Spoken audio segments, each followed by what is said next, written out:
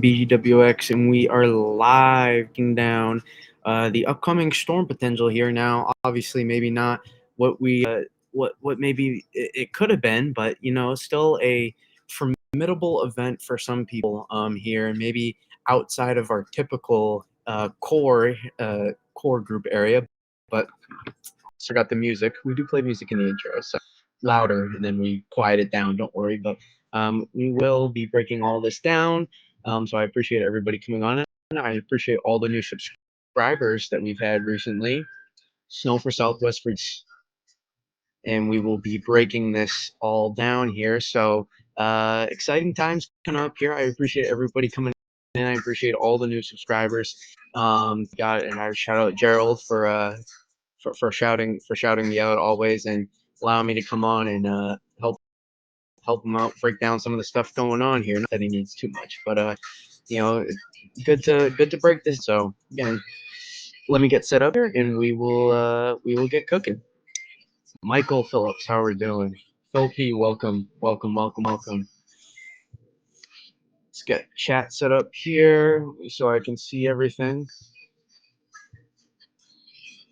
Tim G, welcome. All right.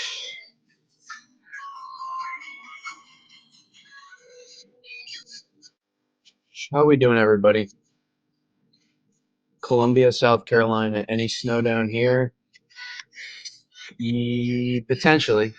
I'd keep a close eye.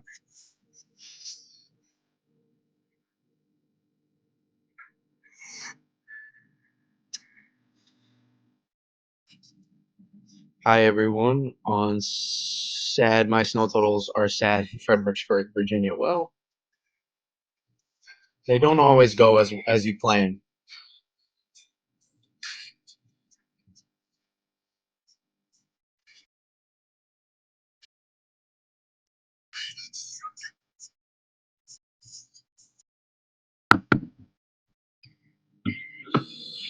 GFS is a wild storm, hour 20. We are going to talk about the long range too. We're wait people to filter in here. Bullseye looks smaller now for Williamsburg, Virginia. Yeah, we're going to talk about. We're kind of expanding here. It's exciting here. BWX. We have a lot of Mid Atlantic, a lot of Northeast New England followers, even some Indiana, Ohio as well. But we are expanding down a little bit more, especially here into Virginia and North Carolina. Not that we haven't already, just further south now.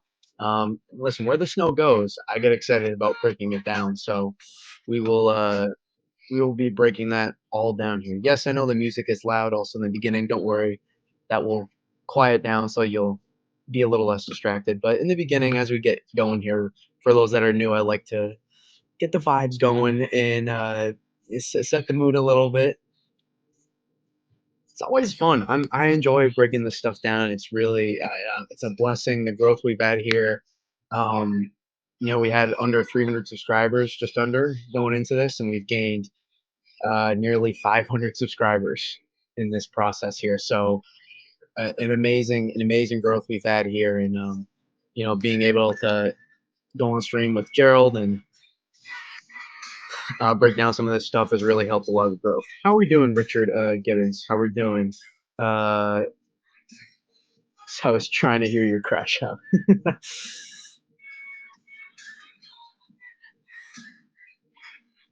That was the point of that, Asham. That was the point.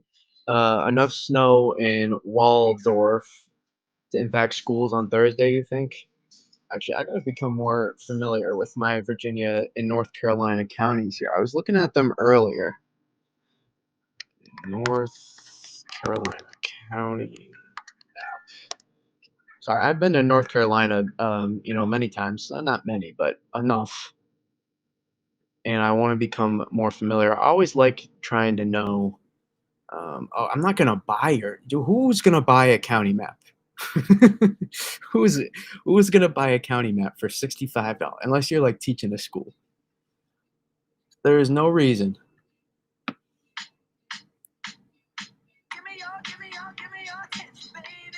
All right, sorry, Tim Bones. Tim Bowes is gonna get some. Maybe not. because I want to know my counties here, and I like knowing. So we're gonna get second. We'll go. We'll actually pull up radar too. I think. We'll pull up upper level satellite as well here, but I'm still pretty intrigued. Oh, Maryland, Jesus Christ, my bad. Oh, sorry. I think that's a cuss. Sorry. That's around the area. Is that Southern Maryland there?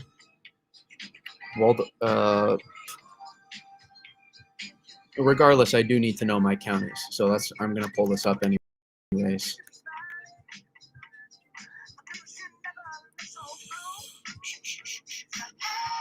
I don't like this county map. Don't worry, we're getting set up here, letting people filter in it, and then we'll get started here in a minute.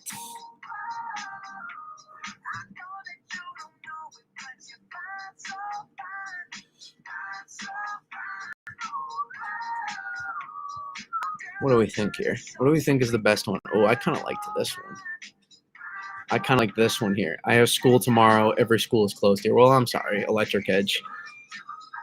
With all due respect, please get to the storm. I respect that. Why do people want me to pay for there? Don't worry, we're diving in here in a minute. 1 minute. Yeah, we'll keep. Sorry, I like to know my stuff here. I like to know where I'm going. How's it going? Richard Gibbons, yes. Hello. Shame for the I-95 DC to Boston. What could have been? WCPS closed or already salting in Southwest. Loving some Halsey, yes. We're continuing to add to the non-copyright playlist here. So this is, I don't need to get demonetized before I even get monetized. So I am going to not do that whatsoever. Never thought I'd be jealous of Virginia and North Carolina winter weather. Well, I was in 2016. Is this going to be good enough? You guys keep distracting me. You're too entertaining, the chat is. You know what? We're just going to... I think this is the one we're going to go with. No, I'm not paying. It's fine. Sorry, Virginia. You're not going to know. Nobody wants to know your counties, apparently. You don't have enough people. But I do know some of the cities down there, so we'll go with that. All right, so here's what we got going on here. Let's break it down. Turn it down a couple notches. All right. Here's what we're going to be doing. For those that are new, that are trying to get a feel for me out, what I'm like, listen, we try to do a pretty chill here, and we go deep into the analysis here. So those that love the meteorology, love downs here, this is your spot. We really like to go in depth here and then highlight how that will result in the impacts. So we like to take that perspective. It is a little dense, but my goal is for you to understand everything clearly as I'm trying to explain it. I see it in my head. You all, if you're a lot of you that subscribed, hopefully are very interested in this stuff, and it's kind of a goal. Not really many people take the goal I do here, this kind of niche, especially on YouTube. So it is much my goal for you guys to be able to try to understand this stuff as good as possible, and you like to go in depth and try to forecast, and show you kind of the behind the scenes maybe of how the meteorologists like to forecast. Not an official meteorologist. I've taken a good amount of meteorology classes before, but I'm not a degreed officialist. So, in my opinion, I don't think that's necessary to be an incredible forecaster, but I will not consider myself one unless I were to decide to get a degree, which I'm not going to do that. I switched from watching Brandon Copeland in order to check your live, so please get on with the storm. Okay. It's okay. If you don't, I can't hold everybody hostage here, but I appreciate you you tuning in here, Tommy G. Thanks for tuning in. Make sure to give a like on this channel. Yes, please give a like. Very depressing, sick of the cold without the snow. Have you ever seen one like this? Since tracking? No, not quite. You're as accurate as any. Yeah, I'll mess up a good amount still. So here's what we got going on here. Obviously, we did not do the miraculous. We maybe got nammed. We got nammed earlier today. but we did not do the miraculous whatsoever here. So here's what we got going. I love to look at 500 millibars a lot for those that don't know. And this is kind of a mess. There are a couple things, though, I will point out that are still interesting. And I know I did not completely try to clickbait you. Yes, it is. Yes, it is confusing. This is very confusing. Orientation of the 500 millibar setup. I have not seen something like this to answer your question. Since I've been here on it's about 2019, I have not seen a setup like this. It's a very dynamic. It's a very dynamic storm. As you can see here at 500 millibars, we're digging this down completely here, and we have all of this stretched out, this elongation. This is messy, and it's why let's take a look. What changed before we dive into the specific impacts? We talked about it a little bit earlier for those that were on. What changed in the overall idea of the setup here, and we'll show you that here from 500 millibars. Here on tidbits. We'll zoom in a little bit here. Get going, and let's take a look. What changed? Let's go back about 4 days, so to say. Even though the GFS wasn't a storm showing, this is 240 hours out, so you're not going to see anything there. Let's take a look. Actually, let's use the euro, because the euro was consistently showing pretty significant storm. So let's go back. What changed? Take a look. So this is about as far back as I can go here. Notice the orientation of everything is held back. Everything is closer put together. You see your energy directly under. You see your southern fort here, right? Directly under your northern fort here. Aligned and ready to get going. There's more time for amplification, and they're better placed. So what changed? Let's play it out. Look what happened. It was a slow death. It was a slow death is what happened. Look, the orientation shifted east and broader. Look what happened. Instead of your energy getting directly under, it got out in front more and more. You broadened out your track more and more, and look what happened. So you did revert back the orientation of the overall setup. You see how we broadened out a lot more, and then look what happened. We kind of started to get back a little bit closer, but we did not be able to get enough upper level energy. Again, timing is critical. A lot of people don't realize how hard it is to get an all out, how rare it is to get an all out 1 to 2 foot storm in this region. It is very, very, very difficult. So you need to be able to get the right setup. You need so many things to come together perfectly and stay that way. And yes, it was definitely the model a little bit better than they did, but it was a little bit of a model struggle here at this time. And so now what we have happening is upper level energy trying to consolidate here, but look what happens. It's all struck here. So there's nowhere where this is able to consolidate pretty well. There's nowhere it's unable to consolidate pretty well back here. And we're too broad. We're too broad here. We weren't able to wrap up our upper level energy. Ergo, no big blizzard. And that's what happened. Pretty simple. Pretty cut and dry. Seems pretty cut and dry. Nobody in southern New England getting more than 1.5 flat and separated out to sea has been. I don't know about those for specifics. I think Cape and Islands here is in play. Maybe for the rest of New England, but we'll talk about that. Do you think it's to go up the East Coast? Well, I think we just kind of laid that out. I hate Skittles. Really? You hate Skittles? I don't know why. I mean, I don't have Skittles too much anymore, but I think they're on. Nice little sweet tooth there. All right, let's talk about what is happening. Let's not focus on what didn't happen. What is still happening here? So what we have seen is let's take a look from at least 06E. Take a look what we've done 06E to OZ. We haven't had too many major changes. Ergo, you're not going to see any major changes on the surface maps as well. Now, I still think I still think this is a pretty interesting storm for places further south here. I think we're going to see the upper level energy, and I think. Let me zoom in here.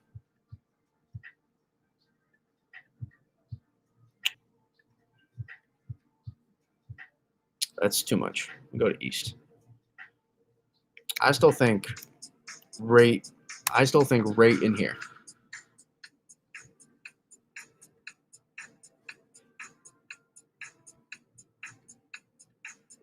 Right in here, man. I'm thinking I still like this area.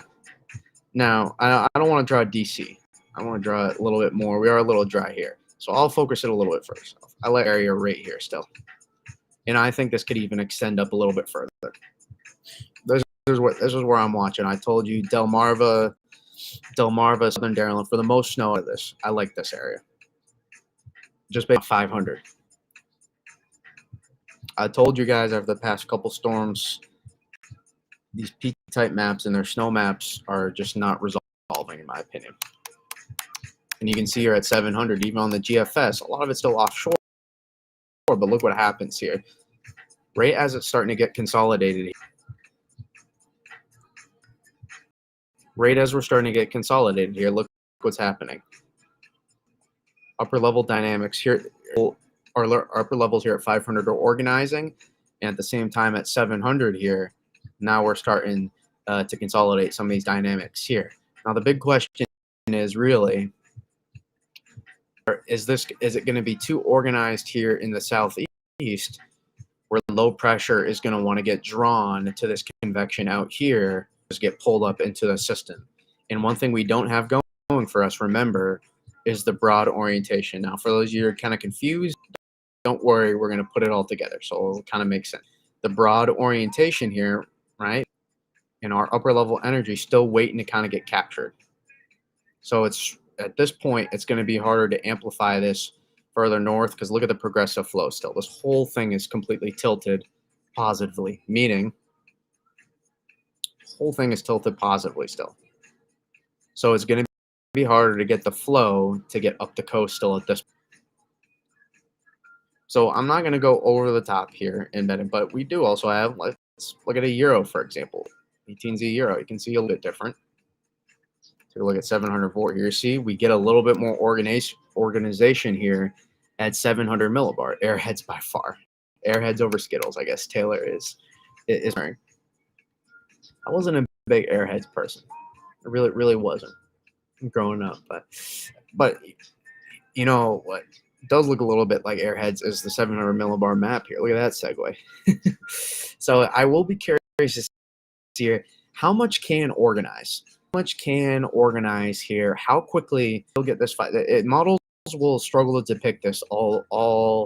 I don't want to say all day long. Just in general, models will struggle every time to kind of. Anytime you have a big dynamic system that's trying to unphase, models will struggle with this significantly. And as you can see here, as we start, you can see, look, you can see clearly here.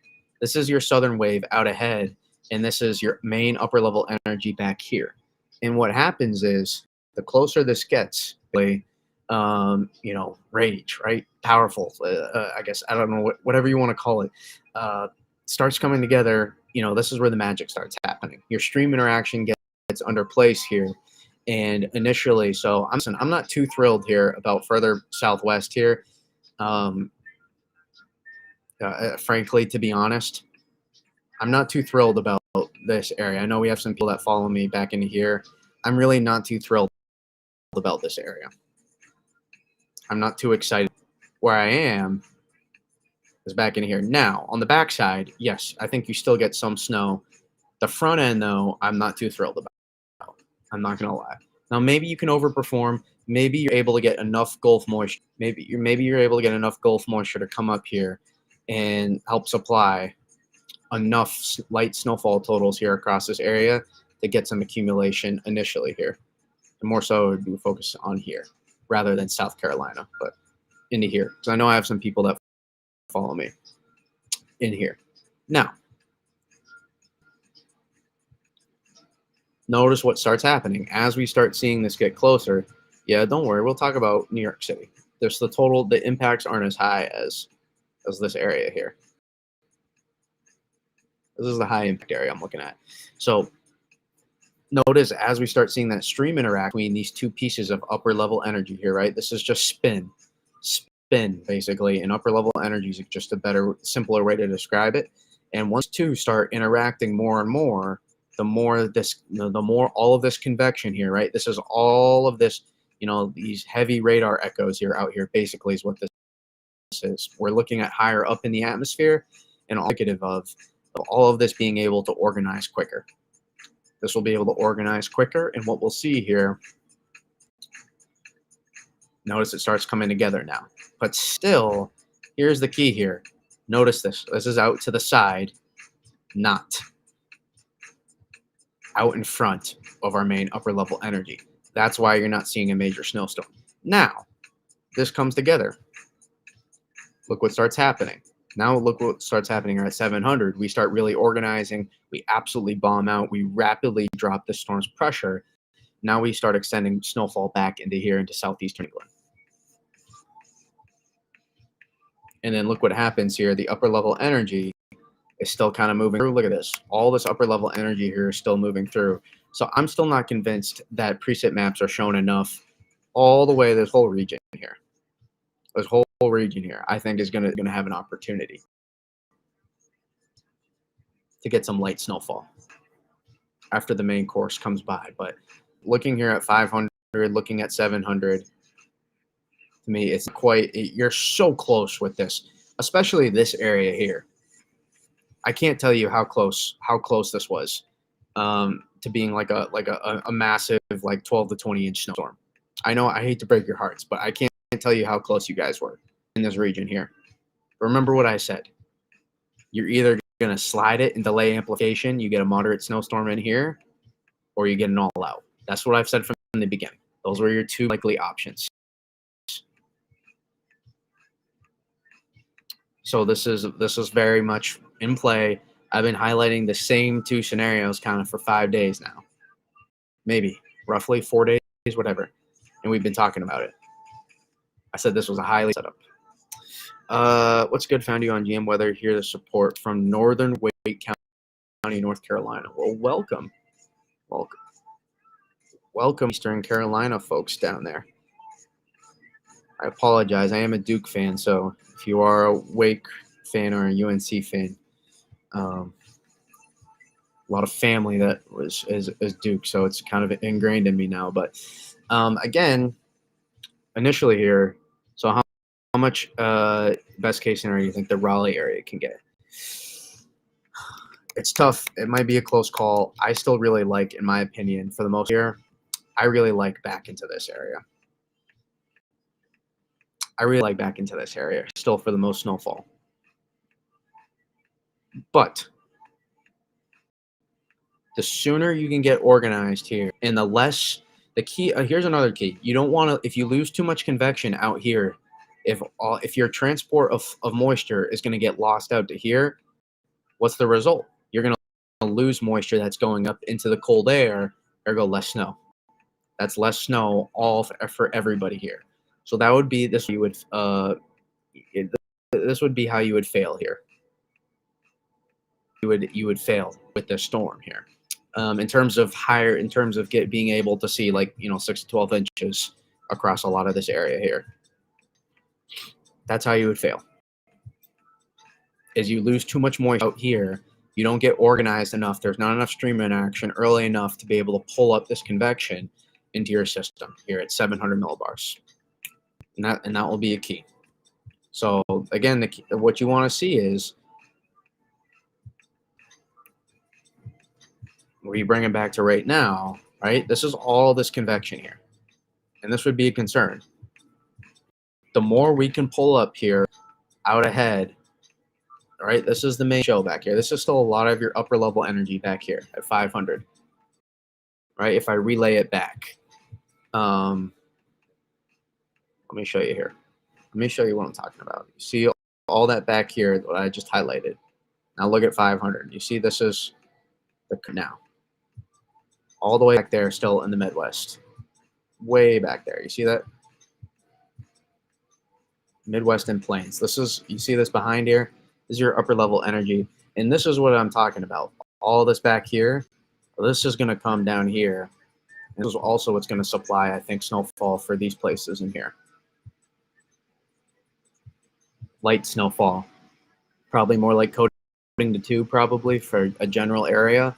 And I would say all of this area here on the backside that I highlighted, and back in here, and then maybe some also that will kind of slide out possibly into, central North Carolina as well, and then towards into north, maybe some into Northeast Carolina. But I think the main show for this area here, I think that happens. It might be a little bit more like this. I think the main show here happens, and you don't get too much on the backside. All right, let's answer some questions. Give you a pass. I appreciate it, Chris. I remember you talking about the storm on Gerald's Live last week. The angle. I'm in Felton, Delaware. Well, shout out. I think. I don't know if that's southern Delaware, then you're very much in play to get some snow here, good amount. If you're in northern Delaware, I will be great. I will be very fascinated. The gradient across the Delmarva is going to be absolutely fascinating. It's going to be absolutely fascinating. This gradient. I'm going to be so curious to see how this plays out. Feeling get a little bit more than they're showing now, possibly. Gave it room. Boomer bust situation in Southwest Connecticut. I honestly, extreme Southwest Virginia may be able to make out okay from the initial batch. I think where you run into problems though. So here, I think may be able to make out okay. Once you start getting out into this region, I'm not as confident in that part. There's always a screw zone, so this is a transfer that's happening here of energy. Well, not just, it's a phase. So anytime you're phasing your upper level energy,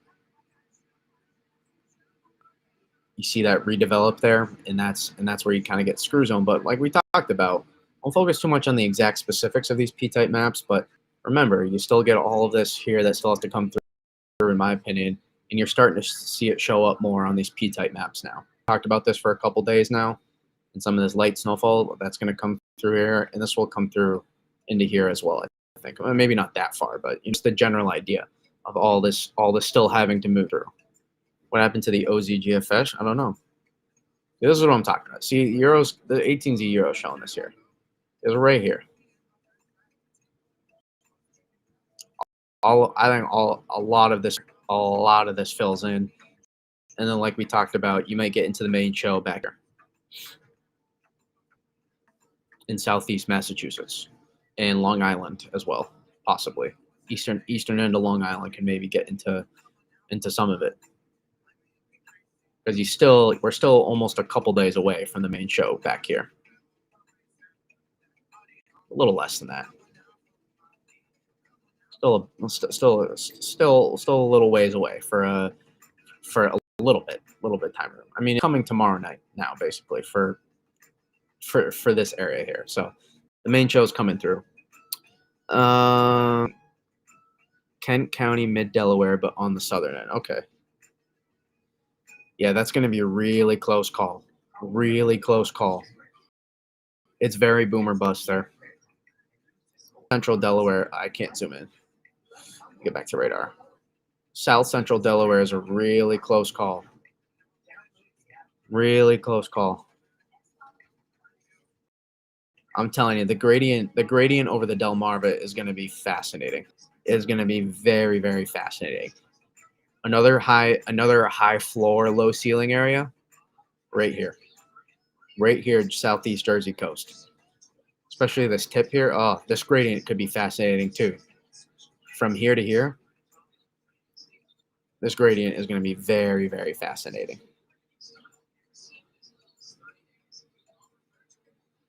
Very, very fascinating, because what you're going to see is the precip shield is going to start to then fill back northward as that. It's really the timing. The earlier you see a stream interaction here at the upper level energy, the earlier this precip shield is going to expand northward. earlier that will expand northward. The earlier that happens, you'll start organizing upper level energy sooner. Now, here's another thing that I'm looking at closely that theoretically could be possible, may be poorly modeled. And this would allow somewhere like southeastern New England to really get involved, especially. Oh, there's the OZ loading out for the Euro.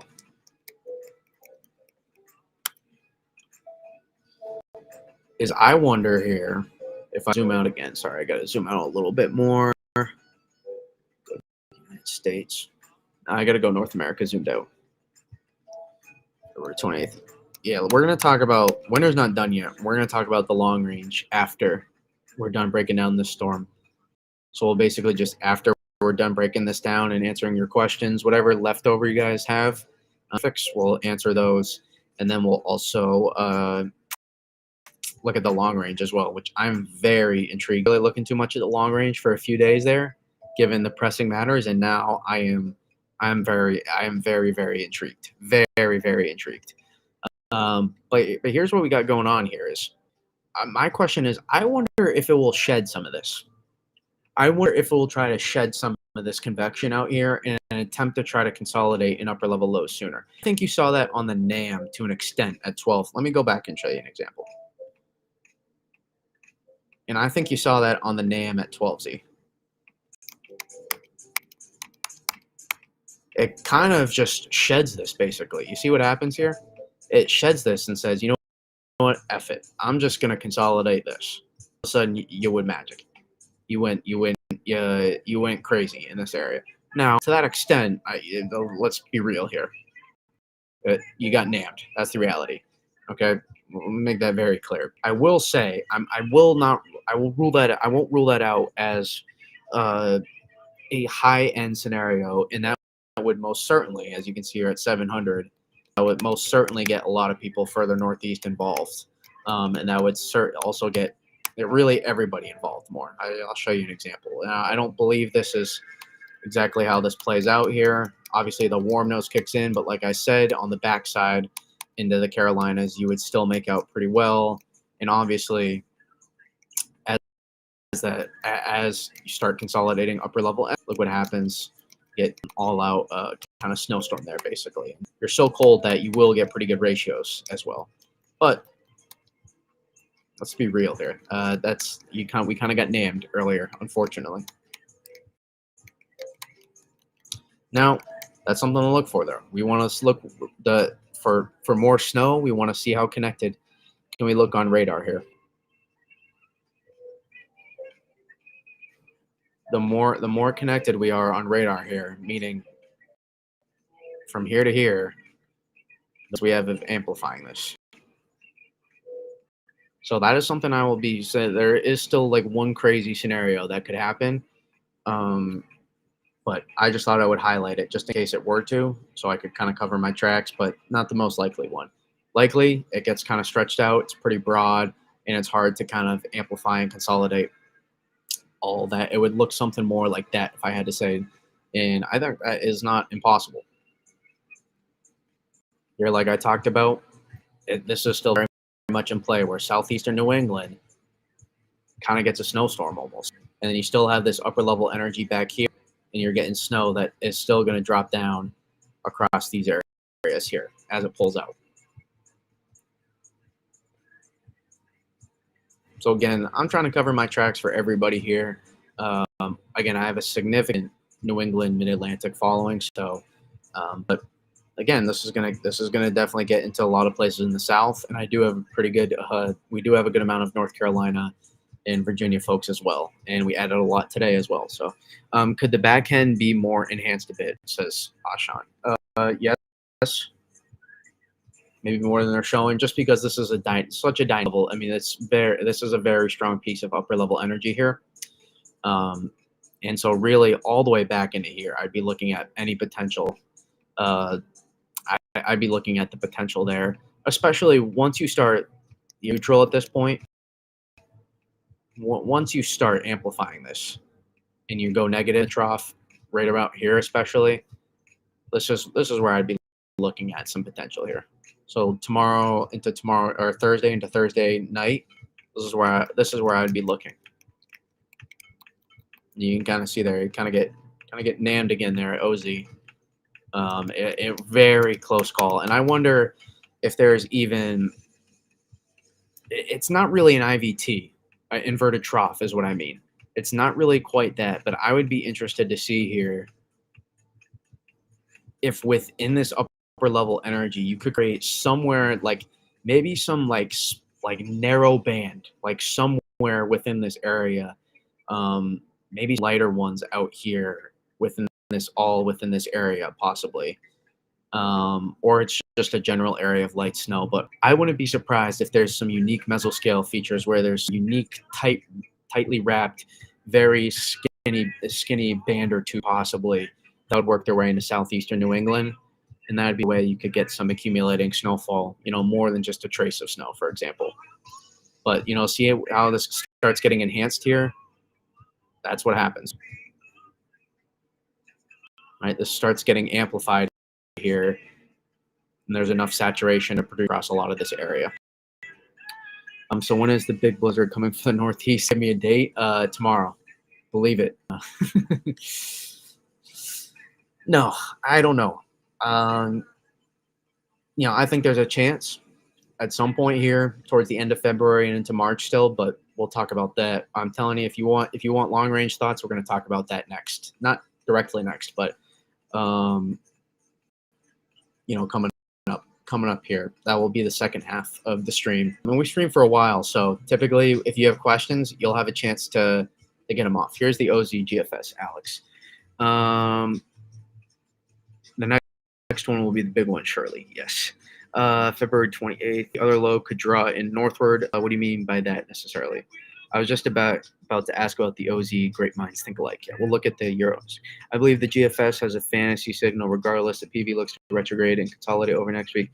Maybe renew chances in early March. I think next week has some potential.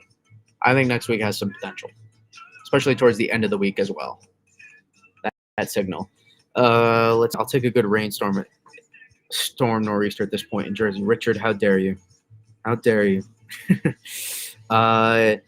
It's curtains for the rest of February after the storm exit. March is a question mark, but I'm not going to hold my breath. I don't think it's curtains. I don't think it's over quite yet. February, I mean, if I'm just playing this out here, I know it's the operational, but the ensembles has some support here. That towards the end of February here, this, in my opinion, there's some periods that need to be watched here going into the beginning of March. So, listen, the theme of the winter has been PV stretches. It's probably not going to stop. We're probably going to continue to stretch this. Punxsutawney Phil was onto something when he saw a shadow there or whatever, or maybe he didn't. I don't know. Again, that doesn't mean you can't mix up. You can't mix in warmer temperatures possibly at times, but the key is having cold air on tap to access for storms. So if you have the cold air on tap, that's the key. You don't need it consistently in place, which we did a lot for this winter. And look, we don't have a ton of major snowstorms to show for it. We have a lot of snow events, but not a lot of major snowstorms. From Worcester off Brattle Street. I don't know Brattle Street, but I am from Worcester, basically. One town over. Is it possible for this to expand further as it develops, causing it in Worcester and Springfield? Yes. I mean, I'm basically from Worcester. So, again, the key is the upper level energy here. Again, the main show of the upper level energy gets going. I can't tell you again how close. I can't begin. Well, let me look at the Euro again. The Euro's probably honestly out at this point. No, it's not. We'll go to 18Z. Let's go to 18Z Euro here. It's a little more W stuff. It's so close. So close here. I'm telling you, for this area here, even back into here, you seeing a monster snowstorm, you were so very close. I'm almost sad for you guys. I know you're still going to get a really good. You don't care because you're still going to get pretty good snow down there, but unless you bust, you can't rule out. But very close. All it was is this right here. This got out in front. I-95 snowstorm happens. All up and down. All up and down this area here. I-95 snowstorm would have happened.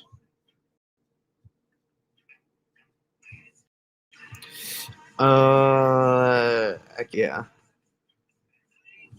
I always say I would rather save the big one for the Northeast if it's going to happen 20 plus. I would love that. I would love that. Certainly not. I will say is there's certainly Bon Jovi dubstepping out. I know I'm not a dubstep fan, but again, low budget production here, non-copyright music is the way to go. But I will say here is that there are some high-end ceiling potential I see for late February into March, where you could get some pretty big storm potential. Certainly, especially with the PV potentially coming up as well.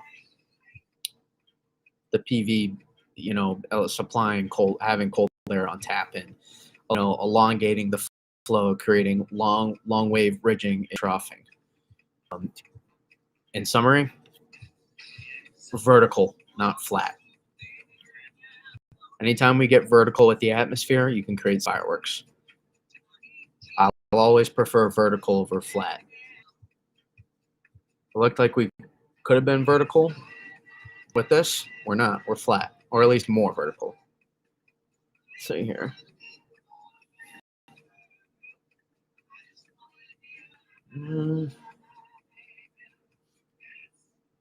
It's like a little bit more amplified here on the OZ Euro.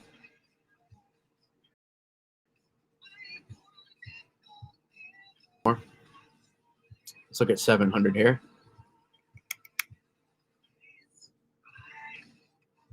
Take a look here. Yeah, a little bit.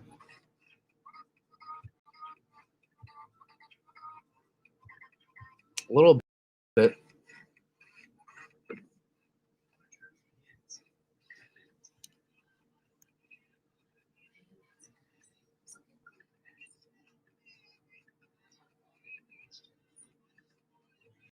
But we're not sinking our trough more though, so maybe not necessarily better for for southern folks. The more you sink your trough, the more better for southern folks.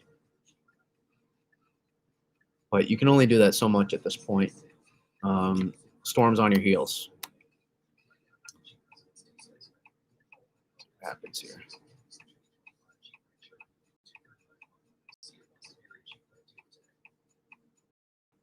Seems like they're a little less disorganized early on, though. A little more disorganized early on. So I don't know what it's going to show on the P-type map here, but as you can see, a little bit further back, like I said, a little bit more amplified, but not necessarily so further south. But if you're there on the southern Delmarva in southern Jersey, you got to be closely. If you're there on the Delmarva, southern Jersey, man, you're going to be closely watching. Let me tell you, closely watching it.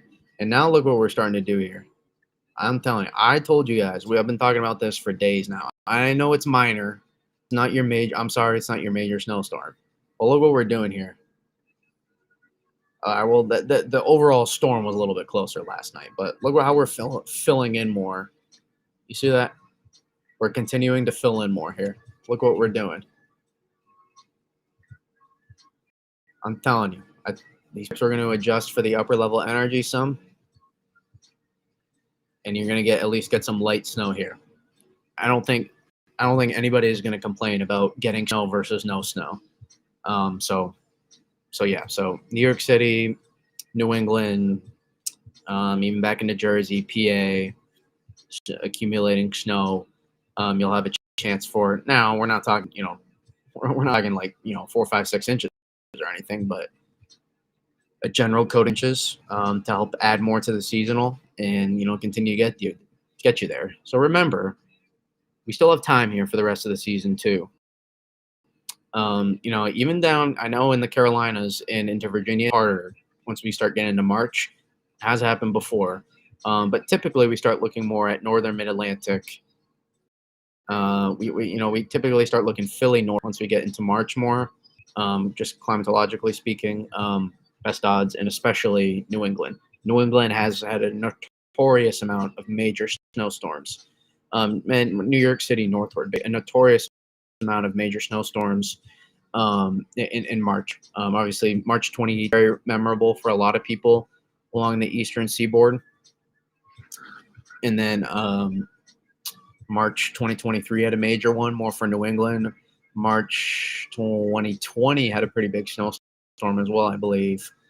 2017 March, the big massive nor'easter that happened there. There's a lot of the March 1993 superstorm. A lot of broomable snow event. Yeah, you take it when you can get it. You take it when you get it. But yes, 1993 was another one. Let's see. April Fools, April 1st, 2000, 1996, and then April 2010 or 2011, I forget. But, there's been a ton of, pretty big, significant Northeast, and, not as many major ones into the Mid-Atlantic, but certainly have had them before. So, but again, still towards late February here.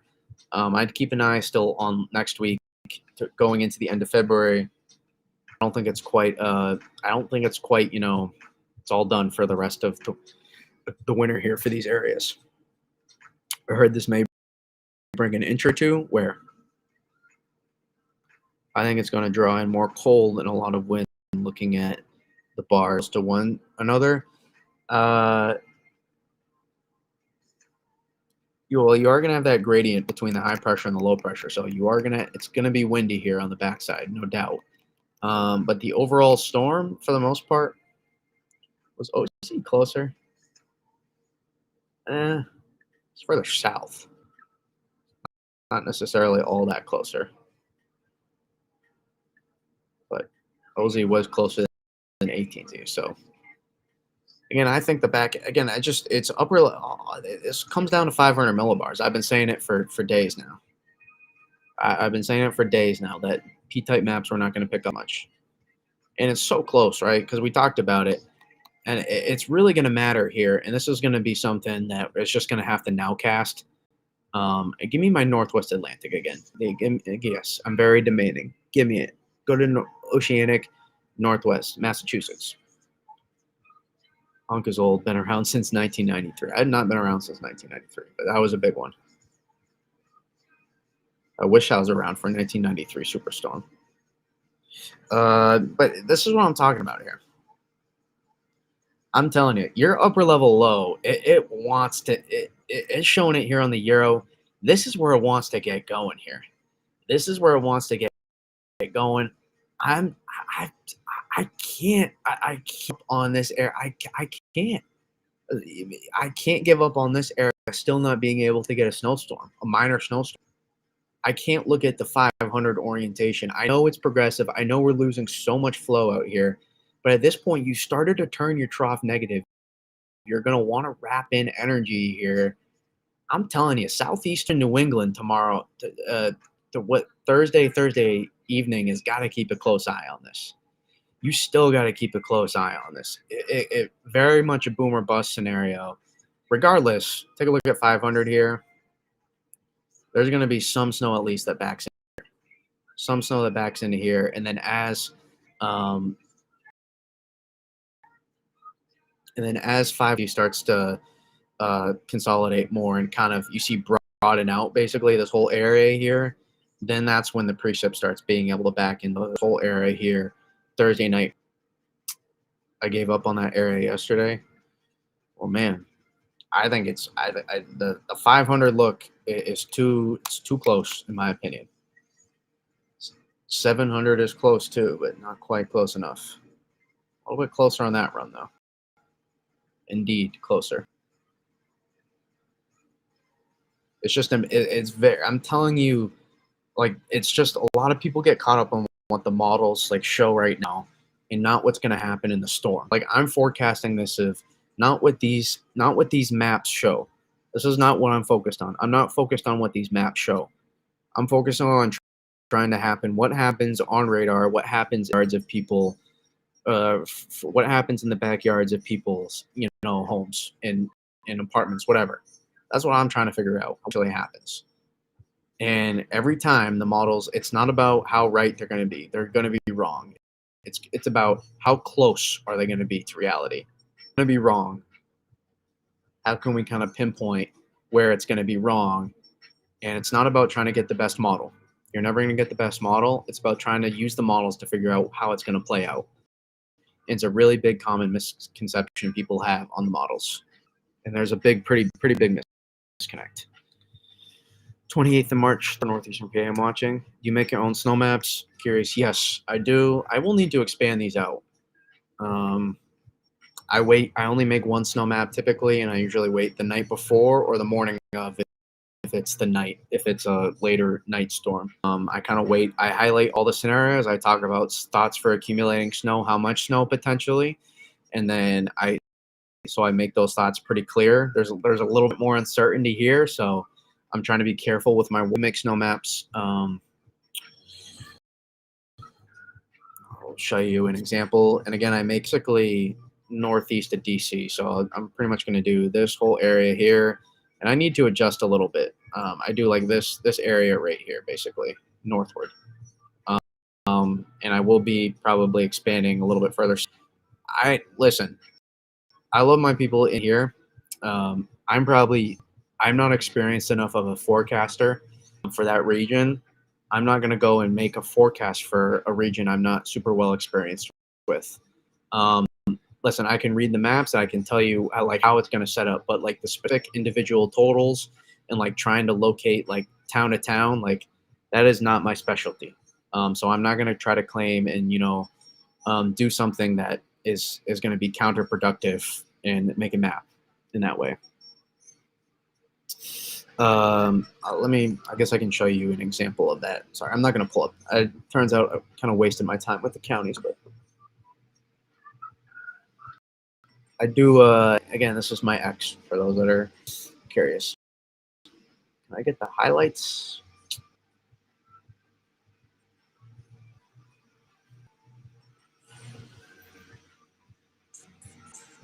Show you an example. Oh, I forgot to put out the grade for the last one. Crap. It's been 72 hours too, hasn't it? Crap. I'm gonna have to find that. Okay. These are all my pinned tweets here. Where's my snow map? There we go. This was wait, don't I have a more recent one, or did I not pin it?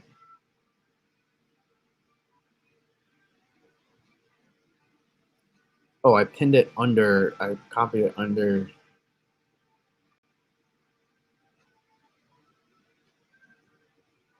There we go. This was my most recent one. So it did pretty decent. Again, you got to remember, I'm not going to nail town to town here. Let's get some music pumping. It's background. We don't want it too loud to go over the voice too much, but it is going. So remember, so this is kind of where I typically, I specifically cut off DC. I've been doing these for a few years now with this format, this region, and I expanded out after. I'm telling you, I used to start with only the state of Massachusetts. Then we went to New England, and then we expanded out completely everywhere. So you got to remember, I grew up here, and so initially that's kind of how this all started. But yeah, I use Photoshop here, and I hand do these, everything. These take me forever. I am very process. Obviously, you can see it's not perfect, but I am very process oriented. I go click by click with the pen, and I'm highlighting everything. And I'm trying to get it. I know I'm not going to get it right, but I am trying to get every little thing right. So I go with my pen here, and I'm trying to nail every little thing, even though I'm just trying to get the general area.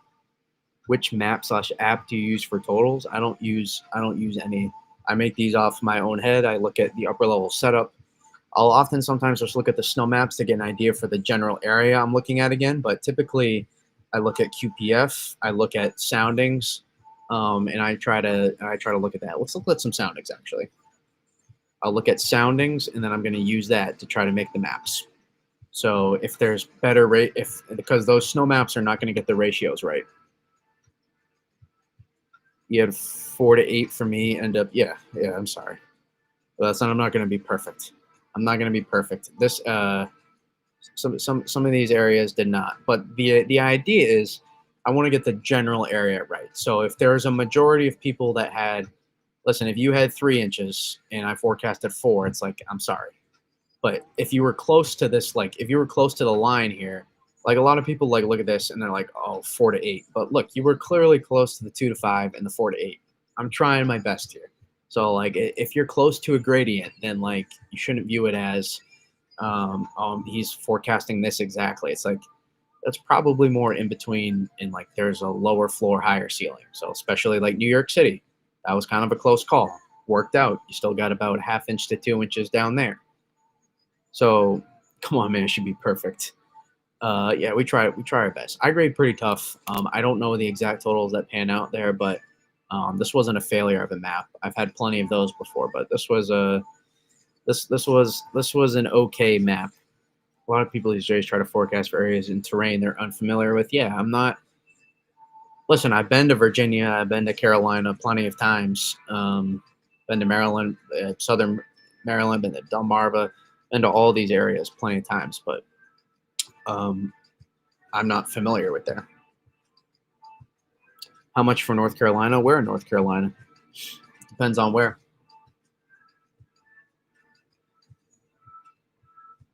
But we are going to look at some soundings here. So these are one of my favorite parts always. When doing this, I love looking at soundings. Love looking at them. So let's do it. Yeah, weather is not a perfect science whatsoever. Let's take a New York City sounding first here on the 3K.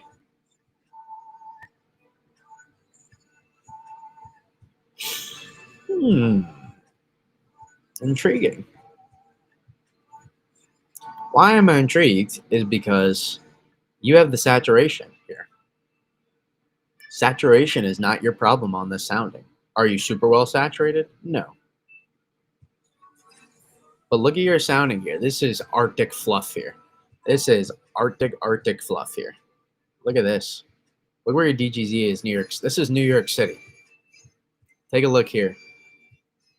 Eastern North Carolina, where in Eastern, there's going to be a tight gradient there, my man. I think Northeastern Carolina is in the best spot in the Carolinas, specifically like a little and off the coast too.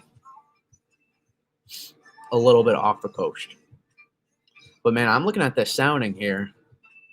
Just enough, not good lift, but just enough, a little bit. Just a little bit here. Look where your DGZ is. It is low, it is super cold, and you're saturated. Very intriguing. I did not think we were going to be that well saturated. Let's take a look back into here. That's intriguing as well.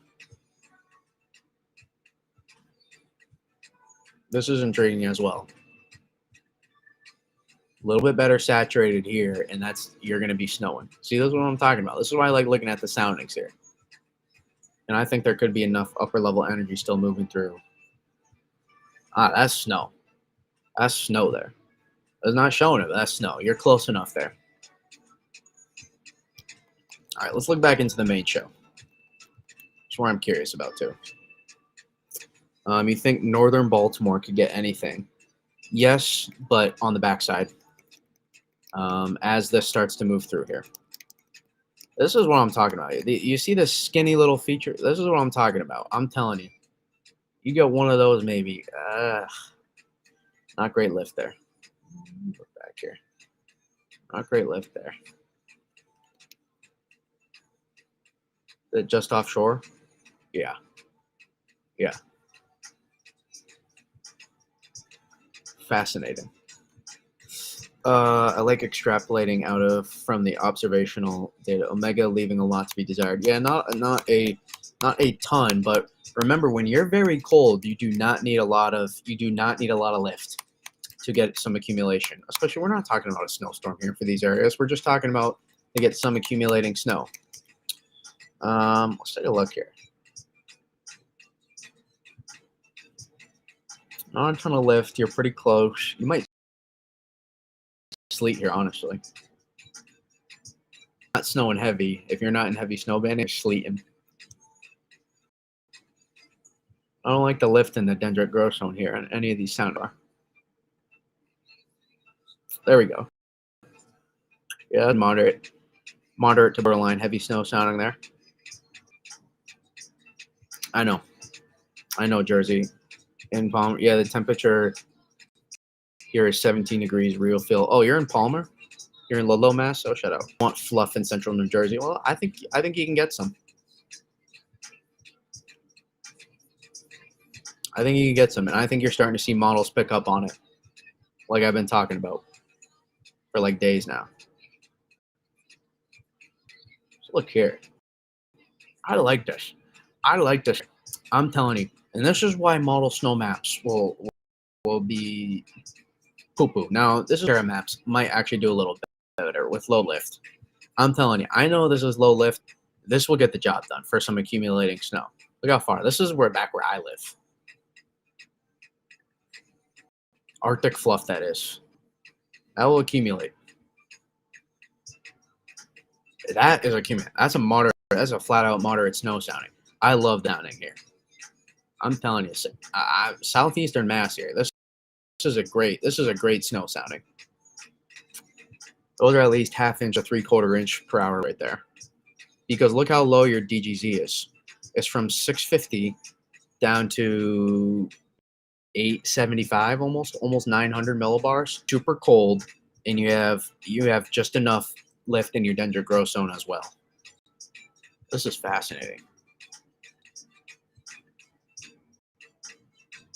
FV3 showing? FV3 is a little farther off, but it shows it relatively. FV3 is not a great model though. FV3 really gets this thing going though. Look at this.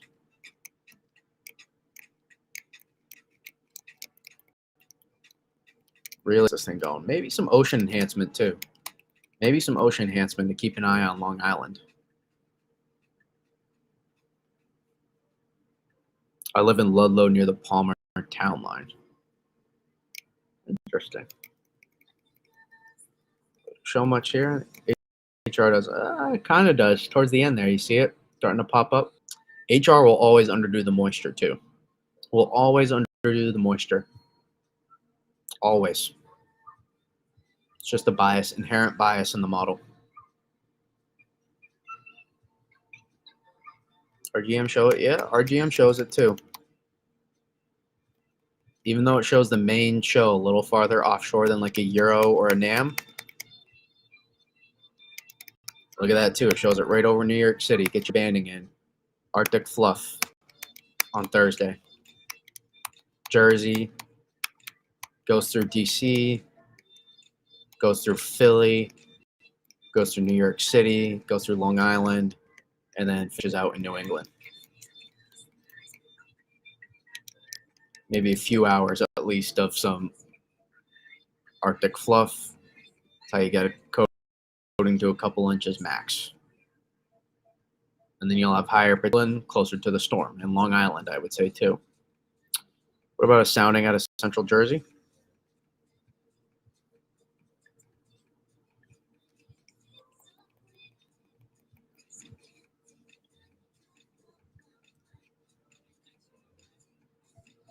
I don't like the lift, but knowing you're not accumulating that great though.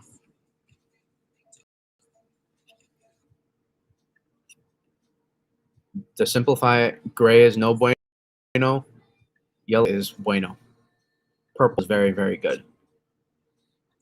You're well saturated. You're saturated enough. That's the key. So you go Philly here. Here you a little bit more. I like that a little bit better. Look how cold you are in the sounding too. Just north of Philly here. Oh, look at your dendritic growth zone. It's almost 700 down to below 900. You're so cold. These are like lake effect soundings here without the lift, without the level lift. These are very, very cold soundings here. There you go. There's a little bit more lift, just a little bit. I'm telling you, these are crazy lift here. It's a little Long Island. Oh, I like that. I'm telling you, that's a moderate. That's moderate snow right there. You don't need a. I'm telling you, when your dendritic growth zone is very low in the atmosphere. atmosphere and you're saturated, you do not need, you're saturated from the top here, which is even better. Some of these soundings you're not. A lot of them, though, you're well saturated above the dendro zone, well above where you need to be. So you may be 27. You're very, very cold here and above the surface. And that's going to get you plenty enough to be able to get moderate snow right there. That's a classic moderate snow sounding. Let's get to Nantucket now. Yeah. Very well saturated too, is ratios. Because look how quickly you go here from cold to warm here as well. Right here, there's the top of your dendritic growth zone.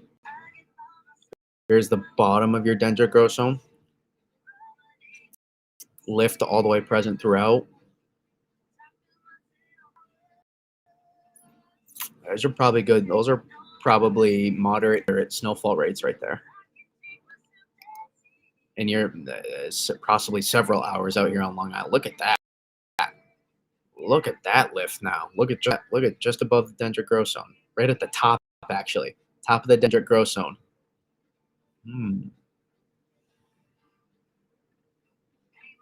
I think I'm going to have to go. Right now, I'm leaning at least 3 to 6 on Nantucket. And at least 1 to 3 on the Cape Cod right now is where I'm leaning. And it will probably be coding to 2. I'll probably draw in this whole region here is where I'm leaning right now. I'll probably draw in like coding to 2, even down into here. And then, I mean, I don't see the map. I'll still give you my thoughts for down here. These are like the lowest threshold soundings for accumulating snow. I doubt moderate snow materializes outside the local. No, I'm telling you, I'm telling you, I've seen these before. I've tracked. I love these. I love these soundings. I'm telling you, I see it. Like I've done it. We've done it this year already. We've done it. We got heavy snow out of it, and a little bit more lift than some of these. I'm telling you, when you are very cold in your dendritic growth zone and you're saturated enough, you're able to get it done, even in minimal lift situations. They're all 3 components. That's not, you don't need all 3 to be significant. Am I good? Yeah, I'm plenty of good. I'm telling you, the soundings are more than supportive here. More than supportive here. Especially if we were to like to say like the NAM verbatim theoretically, it would be probably more than that at least. I'm telling you, these soundings are supportive. That especially, that's ripping heavy snow. That is flat out ripping heavy snow. Here's your dendro zone.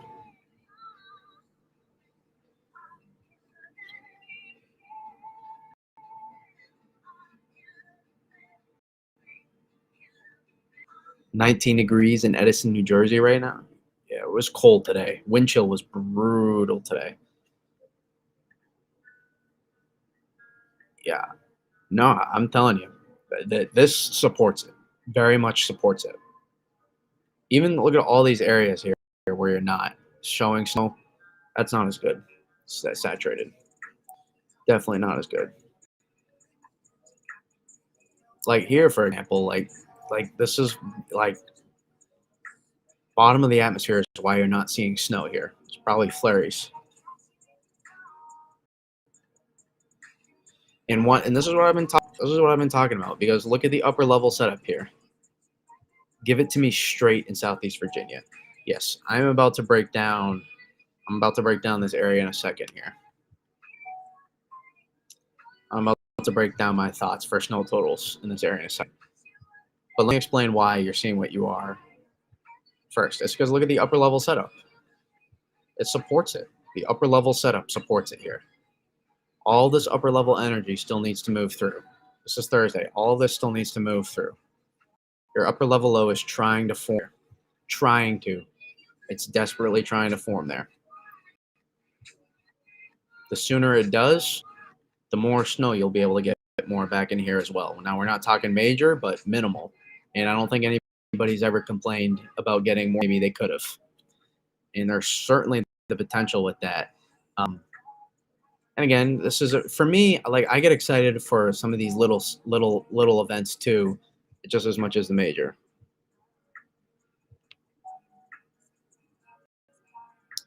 1.5 or less. Well, then we can disagree on a forecast. That's perfectly fine.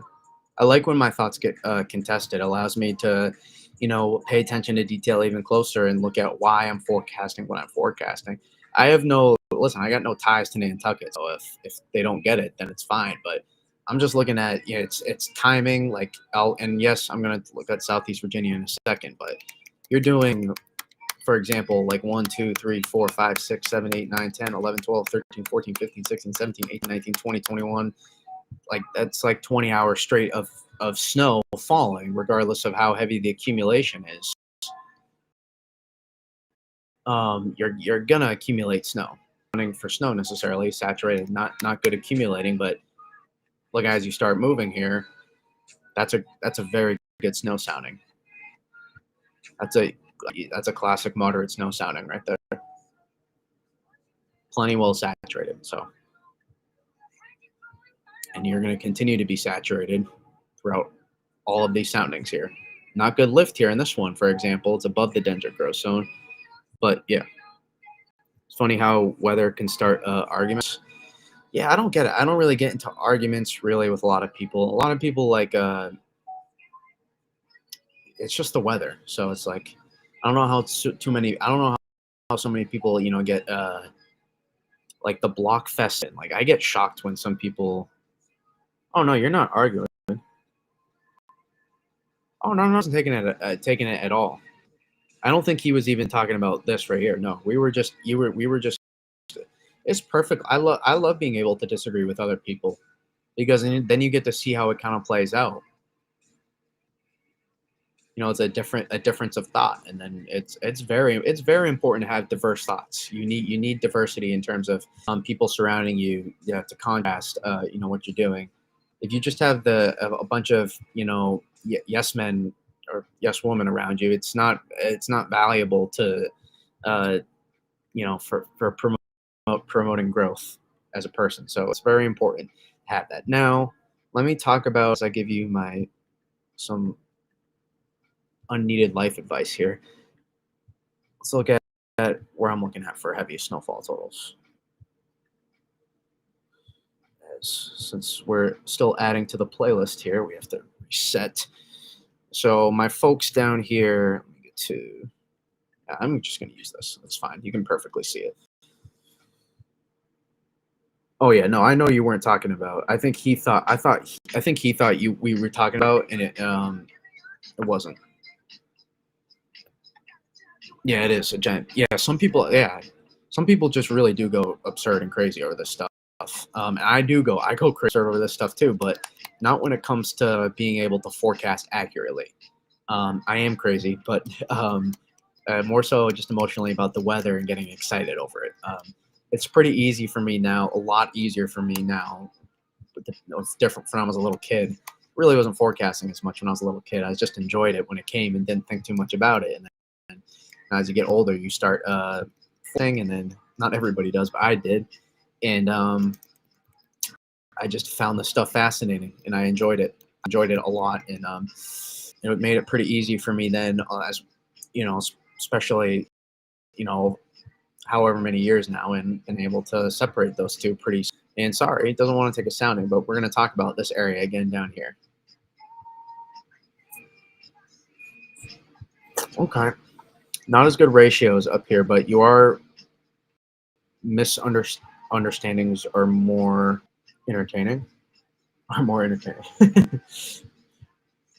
Sometimes, yeah. Here's your dendritic growth zone here. We're talking about probably moderate snow right here.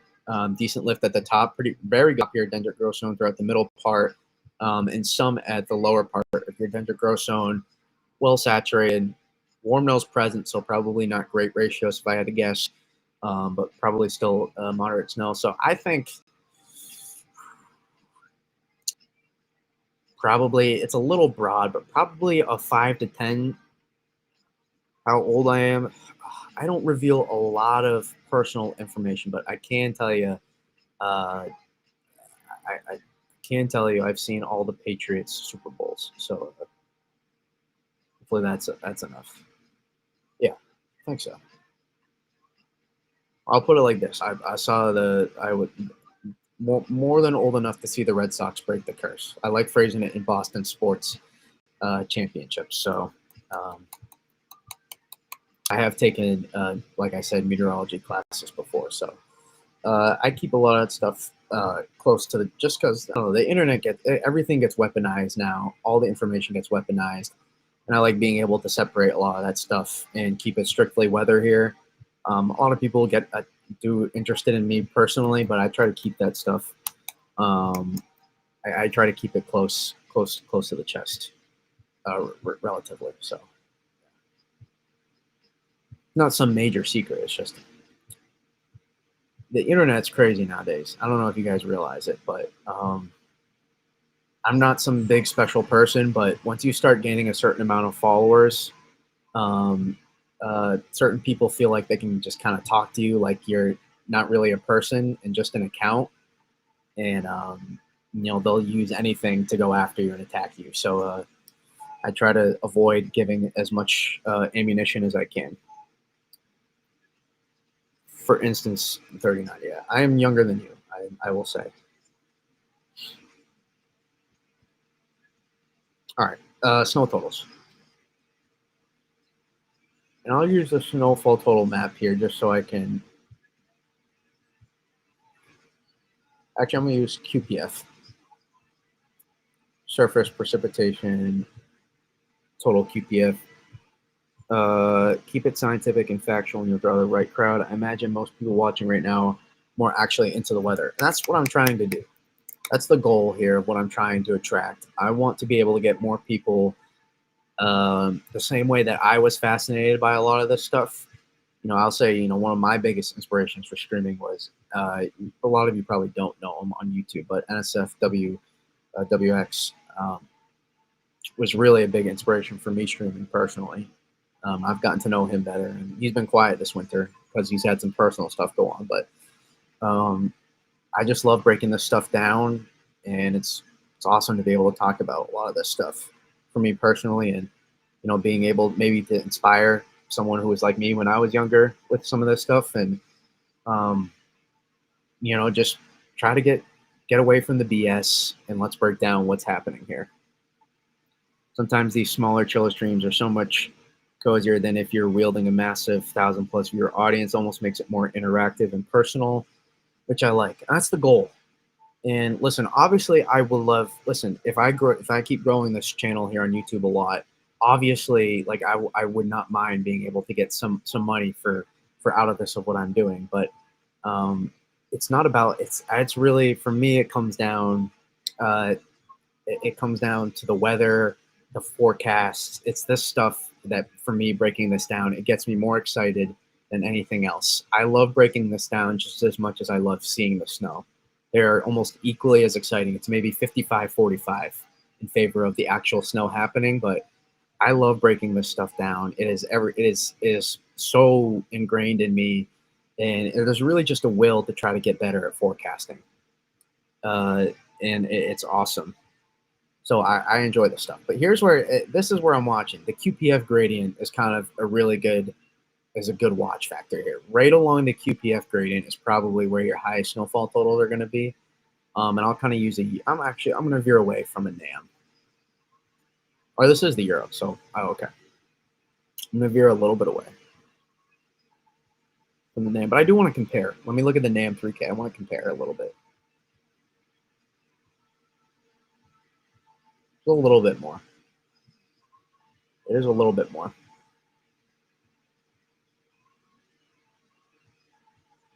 I'll play it a little conservative. I'll play it in between, kind of. I think that's too small. If we do get the big storm, yeah. Listen, keep an eye here still. Winter's not quite over yet. And we're going to talk about that after this. So we'll still keep answering more questions whenever people have about the storm, and I'll keep going into them. So sorry if I missed HR has been, yeah, HR has not been great. Sorry if I've missed some of your sorry I've missed some of your guys' questions. Last 2 nights we've had a good amount of people in here, which is awesome. So we're keep growing here, but right along the QPF gradient is where I'd be watching here.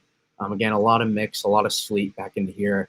Again, you live in the Carolinas here, you live in this area, and you're going to see sleet anywhere in here. Measure it. It counts to your seasonal snow. A lot of people stop measuring. Measure it. It is very important for. That's not really, but if you do, a lot of people just don't think it counts. It counts very much. It's actually snowflake that melted then freezed. So kind of is snow if you think about it. But not really. But it does count towards the accumulation. So I'd be watching this area right here for the highest snowfall totals. And this is where I would say 4 to 8+ inches of snowfall is likely. I'm going to lean a little bit more conservative. Now, your boom scenario would be 8 to 12 along here, and it would be further north too. I'm watching this area here. I think it will be a little bit more expansive.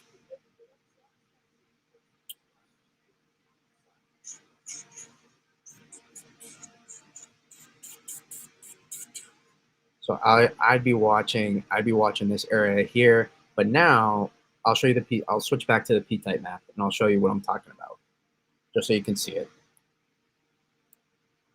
Right here on the backside, you might rip moderate to heavy snow on the backside here, all the way down. And dynamic cooling could be close for some of these places, maybe enough. If your warm nose is that strong for freezing rain, then maybe not. But some of these borderline sleet places, maybe you can get heavy enough rates for dynamic cooling.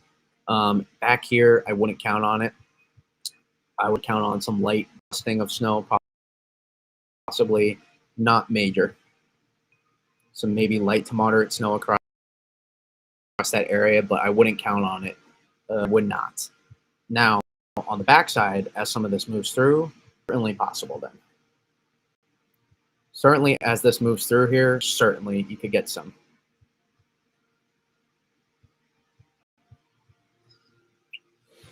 Back into here, and then maybe some flurries back into here as well. The flurries at max a coating 2.5 inch into some of these places. Down here into South Carolina. I'm a big forecasting snow based on model QPF. Less assumptions are made in model algorithms, or I'll just base my forecast off the interpretations of what the SLRs are going to be. I don't typically like looking at model snow maps until I've constructed. Of how I envision the event will unfold. I use it sort of like a double check. I like looking at like for general areas. So for me, I like looking at this to like get an idea for like the areas of biggest snowfall. Not the exact totals, but like I like looking at these. Obviously, they're fun to look at too. So don't get me wrong, but it's fun to see all the colors, and I love having fun sometimes posting an occasional. Usually, I meme them up, or like a hashtag new profile pic on Twitter, just to kind of have some fun. Some people don't like it, but I'm just kind of joking around. I do have a little bit of fun side to me, roughly, but. I like looking at, sometimes where the heaviest maxima, where they're showing the snow is, kind of just gives me an idea for when I'm drawing the colors that I'm going to use here, just gives me an idea. But really, other than that, I like to look at, for me, the soundings is construct my snow maps. I look at the QPF. Yes, eye candy. It's awesome. It's so much fun to look at. For me, it's the soundings are the most critical part to my ratio forecast. And oftentimes, like December 5th, for example, was a really good one. Not a lot of people, that was when I forecasted very, very well. And I've messed up plenty of forecasts. Even this year, I messed up. I really only messed up one this year badly. I really only messed up one forecast badly. And that was December 20th. And that was forecasted so well until I made a secondary snow map that I thought the band was going to get on shore, and it didn't, and it kind of blew everything. So I was really the only one. And even then, the ideas and everything were pretty well. But I like this model soundings. December 5th was one. It was a clipper, but it was kind of more of it was a dynamic clipper, and it was basically almost a snowstorm in an area of 4 to 8. And, really nobody had more than like 2 to 4. And I drew like a 4 to 8 out here, and we ended up seeing like as much as 9.5 inches out of it for some people, and lots of like 6 to 8 inch total. So and it was more just based on. So I can forecast okay sometimes, but um, more times than not, a good amount of wrong. I'm just trying to not to get everything wrong. That's the goal, and get the general idea hopefully right. And hopefully I highlighted the scenarios possible. And if we talked about it beforehand, then it's not a surprise. Because there's only so much I can do here. There's so much uncertainty. That's what's fascinating about the atmosphere. So much can happen. There's so much unpredictability, and there's so much, anticipation and buildup on what might happen and how things can play out. And so to see when certain times, you weren't supposed to get a lot and you get a lot verifies, or maybe you were going to get a lot and you didn't get a lot, and now you're like, oh, dang. It's such a fascinating thing. And no matter how good they make the models over the next 20 years or so, there's going to be an imperfect science. There's going to be an imperfect science to this stuff, and that's what makes it fascinating. Don't say enjoy the weather because it's the only weather you've got. Yes, it is indeed, Richard. I've been partial to the Jeffs and the Sref for this winter. They perform better than the rest, in my estimation. I don't have a good feel on really admitting how any of these have really have performed. I don't have a great. I think the Euro AI. I think the GraphCast Euro and the Euro AI have performed much better than the rest of the operationals. And I believe it's operational now. As of tonight, the Euro AI is going operational, which is fantastic because we'll get more information, more data, and that will be awesome. So very curious to see how that plays out.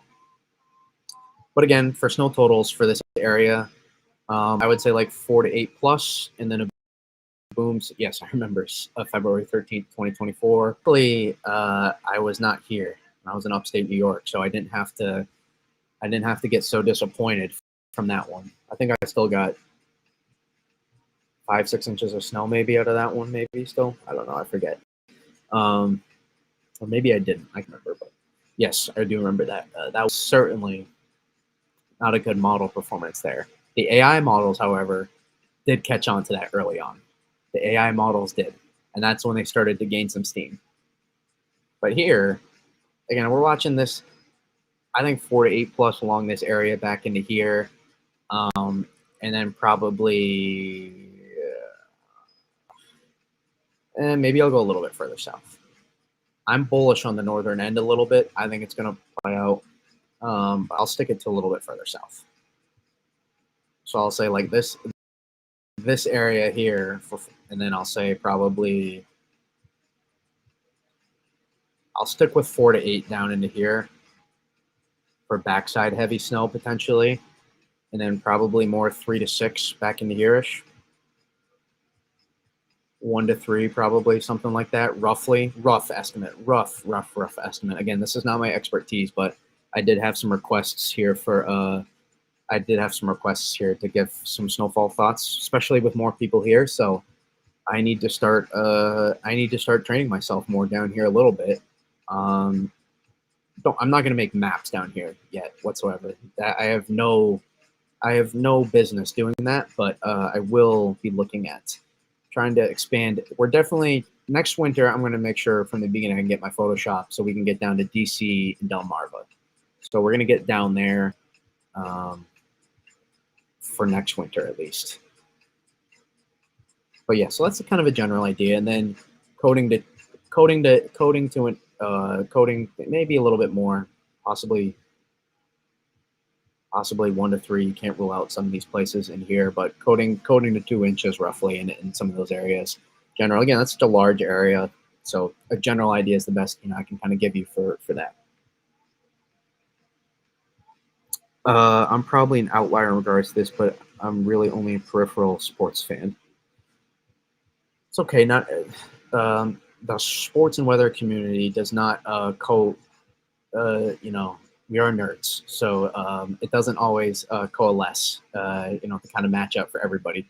A lot of massive sports weather people. Lot of big ones. And actually, a lot of big weather. There are a good amount of weather athletes too, like Mike Trout, for example. not to brag. No, I'm just kidding. But yeah, that was a very cool. When he followed me, I was like, whoa, that was very awesome. I mean, no business retweeting one of my tweets back in the blizzard of 2022, and now I've got to message him a little bit before being able to talk with him a little bit on over message, and very very nice. He just loves. I'm telling you, he just loves the weather. It's cool. It's cool to have such a big athlete and such a proponent be be able to be so vocal about his love for weather and being able to be on the Weather Channel and stuff. So he's an awesome he's an awesome guy. I've heard nothing but nice things about him too as a baseball player as well. If you aren't a sports, this is what I'm talking about here. Mike Trout, very very very nice. Loves the weather. He follows a ton of weather people too. Ton of weather people he follows. I'm not an Angels fan or anything, but you can see he follows a ton of weather people. I don't know if it will show. So yeah, he does follow a lot of. Maybe they're harder to see, but he does. Take my word for it. I'm doing a great job. I'm doing okay, Richard. I'm doing okay. I just love this stuff, man, and I just love breaking it down. And it's been awesome to see a lot of people also love, listening to this stuff as well. All right. We still got a lot of people here watching, which is fantastic. If you do have thoughts about continuing about the storm, I want to take a couple more soundings before we move on to some of this long range stuff that I want to talk about, which to me is very interesting. But yeah, I do love breaking down this stuff, so it's kind of a treat to me, to be honest. Very lucky, very blessed to be able to break this stuff down. I live in Southern Maryland, south of DC, so I'm hoping you're right about more coming our way. I live in Southern Maryland, south of DC. Okay. I think this area here, there is going to be a tight gradient. There is going to be a super tight gradient here in this area. And you got to keep a close eye. I'm not going to lie. This could either be a coating to anywhere in this area could end up being a coating to 2 inches, and maybe not the northern area. Well, yes, coating to 2. Really more specifically this area. The non-shaded part. Anywhere in this area, I could see being a coating to 2 inches, and I could also see you being like 3 to 6 plus inches. Like a very, very tight gradient. So keep a close eye. This is going to be a nowcast situation, but very, very close. Far southeastern Jersey, and across the central Delmarva, keep a very, very close eye. And then southern Delmarva, I'd be surprised if you don't. I would say a floor of at least 1 to 3 there.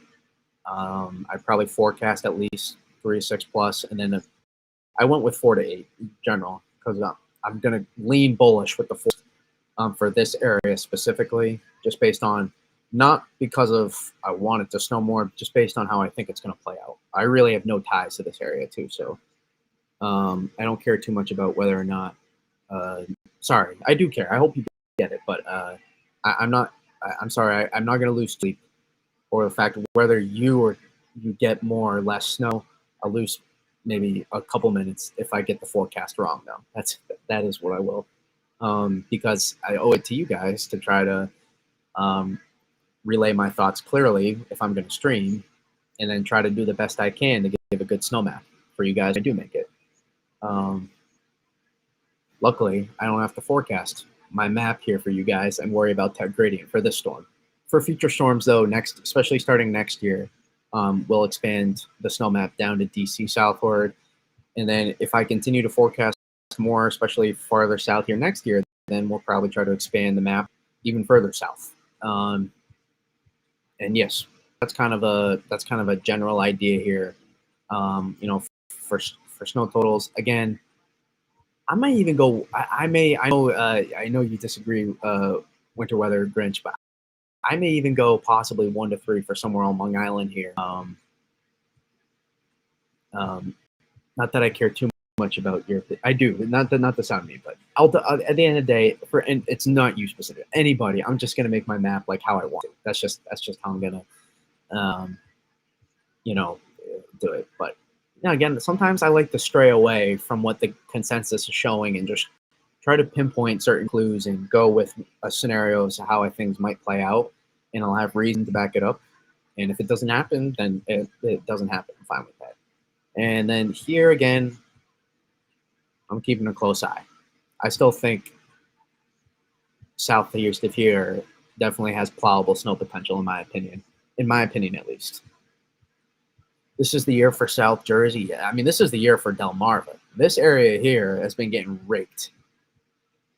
Risky forecast. I know. If we'll see tomorrow. We'll see tomorrow. I'll make my map. See, when does this move in?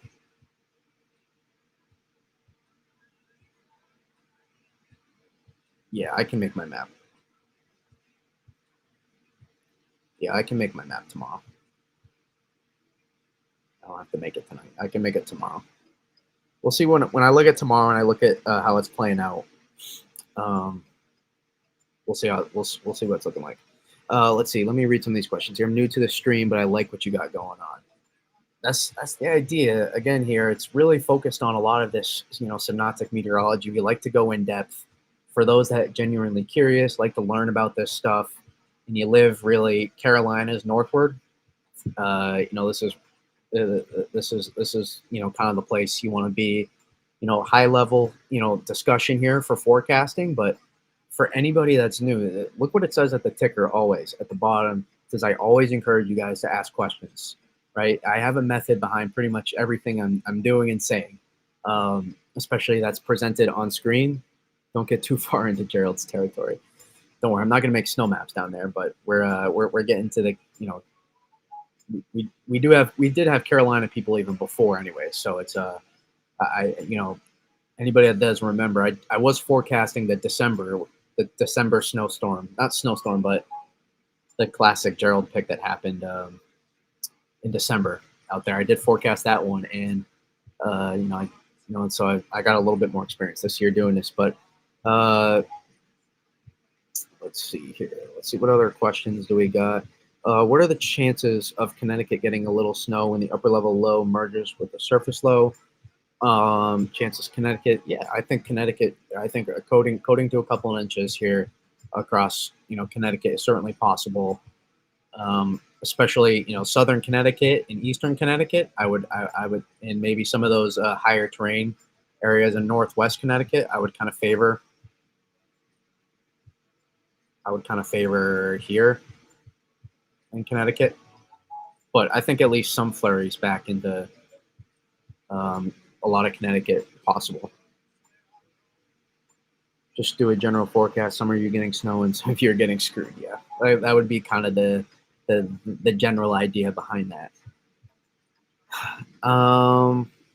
Let's see. Do you forecast summertime weather to New England sphere weather is so fun to forecast? No, that's fine. That's a great question. Yes, I do.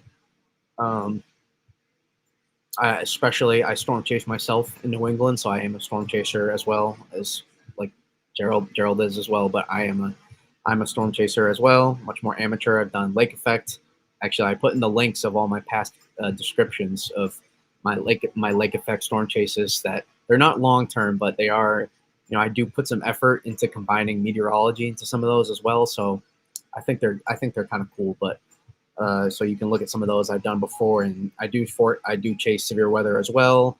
Only one tornado before, and it's a water spout in South Carolina, and that wasn't even me chasing it. So yeah, so I do forecast that, and I do hurricanes as well. I do a lot of hurricane videos as well. I haven't done a ton of severe weather videos in the past, but I will be doing more streams with severe weather.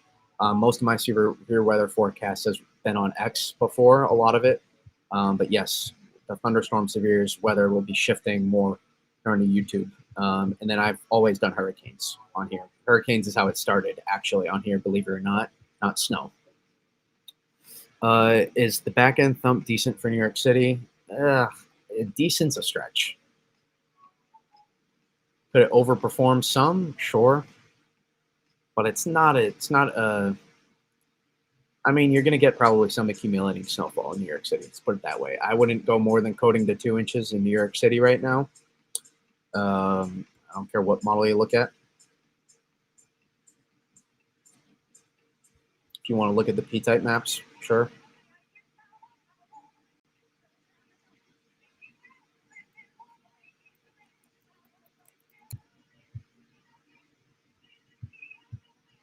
Some, though, in New York City, coating to 2 inches, certainly possible. Let me get some agua, el agua. I mean, the weather is just an awesome thing to follow. You don't even have to know everything going on. You can just listen to people like you and learn and learn. That's how I did it. I pretty much just, I'm pretty good at vetting sources. I said it like a couple weeks ago. I think that should be like courses you can take in schools, specifically for social media as well. But vetting sources should be a whole like course you can take. I feel like that's lacked a lot, especially on social media, and knowing where to get information from and how and who's valuable for that. And a lot of people are very stubborn and opinionated, and you got to be able to cut out like your biases. I'm not going to get into politics or any of that stuff, but you got to be able to you just got to be able to look at things very logistically, analytically, and open-minded. There has to be an open-mindedness, and you got to be open yourself up to the chance of something, and then you got to look at something realistically and be like, how is this information helpful? And so that's kind of how I view things. So I like to take and learn from people that are smarter than me about certain subjects, and then try to apply that. And specifically for weather, I try to latch onto those people early on and try to learn a lot of information from them. And it helps to take some courses, meteorology courses as well, but and weather and climate courses and climate change courses as well, but environmental science and studies classes. But so all those fun classes I've taken before to do that. So, but I will not be likely try to finish a meteorology degree whatsoever, even though I started it once upon a time ago. I love the weather, though. Yeah, don't mind me. I'm a joker. Yes, I'm a joker, too. Don't worry. So much wasted cold this winter. Yeah, I mean, I put out my winter weather outlooks always, and they're not actually. They're like me explaining why winter weather outlooks are not great and why it's one big mystery a lot of times and what to look for. In my opinion, like you can really only go out maybe like 6 weeks max for like general ideas. And then any farther than that, it's almost like a crapshoot. But some people can kind of do it, and I give them credit a little bit. But it's like rolling dice a little bit. It's not always perfect. I do have a question. Since the storm is pretty much bypassing the Northeast minus the Cape, is anybody in Canada going to get hit? Technically, you can see here on the P-type map. I'll show you this, like, for example. The upper level energy moving through, there will be snow. And then as it starts moving through further to the northeast, and that low, yes, this is going to bomb out into and look what happens here. See, it wraps up late, but it does. And once it does, it's an absolute bomb of a storm. And that's why the potential was there for this system. And it's going to be an absolute bomb just south of Nova Scotia and south of Newfoundland. So yeah, so keep throwing in questions what we got about this. We're going to pivot just a little bit here, just a little bit. So whatever question, listen, you want to keep following here. We're going to talk about why I think there's why winter weather will still have opportunities along the eastern U.S. Through February into March at least. Maybe not quite as frequent as a pattern, but there are certainly going to be opportunities coming up. And I'll peep at the long range. I like to look through every operational run. I like to look through them. I know some people maybe have their things. I stop at 5 days. I stop at 7. But I like to look through things, and you don't take too much from it, but you're able to look at long range models and get a little bit. So let me look here. I love looking at some eye candy too, and we did have some fun back-to-back runs, I believe, actually. 18Z, 12Z, something fun, 06Z. So I would consider the ensembles. It was more so the ensembles that did it for me. A long-range storm signal that I'll probably have a post about coming out tonight. But there's a little fun little long-range fun model that dropped the death ban. I'm sure WX Twitter went fun over this. I always like looking at the eye. You got to look at the eye candy. You got to give yourself something always, right? Like something to look forward to, right? I mean, right? And then here's what you got to do always after. You go right to this, and then boom, yes, happening. always. You got to. That's where you got to look. So, actual thoughts. Upcoming here. Let's go to the ensembles. Actually, I want to play through the. Why not just ensembles instead? I don't trust the deterministic guidance at anything beyond 4 to 5. Oh, I look at the ensembles. Absolutely. I just like looking at them. I just like looking at them personally. I like playing through all the runs, and I don't really take anything too much oftentimes from them. But I'm pretty good at being able to decipher the information and separate, like, like what does this actually mean? The operationals, it's you don't put too much stock in the operational specific runs. Like I said, I have a decent. The night is young. Why not? Yeah. I just like playing through each run and seeing what it did, so to say, personally. And you kind of pretty aware, and I always pretty make clear that not a forecast. So, but I do like looking at the fun a lot of times. So, but a lot of times I like to go to 500 height. It's deceiving to some people. 500 height. A lot of people, like some people, I'll show you like the long range. Like we'll look at this and think like this is a bad pattern, and that's not the case. This was actually a really good pattern for snow, I would say here, in my opinion. Like I know it's hour 336, but Alaskan Western Ridge here at Pacific, and then you're dropping in cold air filtering down, drown my sorrows in the 240 to 200, 360, yeah. And then some Atlantic ridge in here. In fact, it wouldn't shock me if this was actually too suppressive, based on how we've trended in the past. So yeah, but to me, I look at that, and that is a pretty good, at least a chance. The dynamic. Here's what I'm talking about in the long range here. So I think the opportunities for dynamic systems will continue, and when we start, this is where things start getting interesting. Here, seeing subsignal in this range, I would keep an eye. I know the cold air is still a little bit far to the north here. You can kind of see the general idea of where your 540 line is. But look at the Atlantic ridging we have present.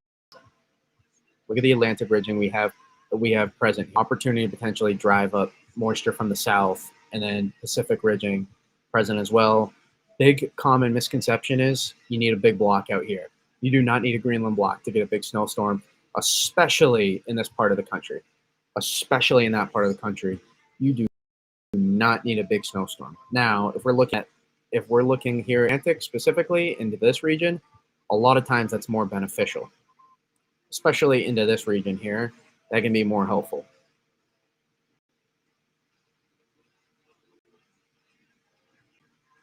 Yeah, I don't put too much like literal stock. I've said all winter long that models have been adjusting in this time period. But that doesn't mean I look for consistency, and generally, like again, the models are tools. So I'm looking at this. I'm not looking at it as if this exact specific thing is going to play out. I'm looking at the general idea at hour 330, for example. I'm looking at consistency, run to run. How much is there? What is this show? Where is this might trending? What have been the model biases all winter long? Where this might trend? Where might this 7 days from now? So that's where my mind goes. and I don't always articulate that because it's, there's no need to go that in depth sometimes. And just it's, especially for the jump, it's a lot better a lot of times to be able for me to look at this and just say, this is a pattern potentially conducive down the road. Something to keep an eye on. And I just think in general too, and this is where I start combining the models with actual meteorology thoughts. What have we done all winter long? We've had consistent Pacific ridging. As soon as December came and left, that's when we stopped the Pacific train. What have we also done? Continued to stretch the polar vortex. Continued. That's allowed cold air to continue to be at tap. Now, varied between a negative and a neutral and a positive NAO throughout the winter at different times, meaning high pressure over Greenland. Negative NAO means more high pressure over Greenland. Positive NAO means more troughing over Greenland. And that's your difference. Between that and then neutral is pretty explanatory. Neither. Not as much as there's not enough of a difference in either direction for there to be too much. But I'd argue even a storm signal, maybe multiple. I'm looking at this time frame right now. This is what's starting to catch my mind here. And I noticed it for those that were on stream last night. I think we went live last night. God, I can't even remember. This anytime I start seeing this, the antennas start going up. That is a more than intriguing look here for potentially a dynamic system. That to me screams. I know it's far out. I believe me. I know what models, but there's consistency and actually ensembles. One thing they did do well is this weekend storm. They were phenomenal. They were phenomenal. They sniffed it out way in advance. And this is part of the East Asia teleconnection. So I don't know if any remember a couple weeks ago when I was on Gerald's stream, or I talked about it on these streams as well. I talked about how out in Japan we had that we had that major snowstorm, and now in East Asia we've had this consistent flow here of more significant storms moving through. So we were looking at East Asia in the teleconnection there, meaning something basically it's in the word, a connection somewhere else in the atmosphere basically is what I'm talking about right here. There's other more specific teleconnections that that we look at as well, but I'm just talking about an overall general, I'll just say connection to keep it simpler for those. A general connection that we look at is between out here in East Asia, in Japan. Maybe I didn't draw Japan great, but we look at out here in that same what happens out there is very much correlated to what happens in the northeastern part of the country. So what happens out there in Japan is oftentimes correlated what happens in the northeastern part of the country. And that's what we saw. We saw that major storm. Then we're seeing this storm happen, even though it's just offshore. We're seeing that happen, and it's just a disruption in the flow, which is allowing for now a little bit of a change up. Again, another reload variation to our pattern, and I think it's a variation to what we've had. And now we'll continue to have cold air on tap here. Let's take a look. Cold air will continue to be on tap here. Probably not too active the rest of the week after this, if I had to guess. Probably not too active. But then we start looking next week is where things start getting interesting. I'd keep an eye midweek still. I would keep an eye on that time frame here. And you can look at all your major ensemble model variation.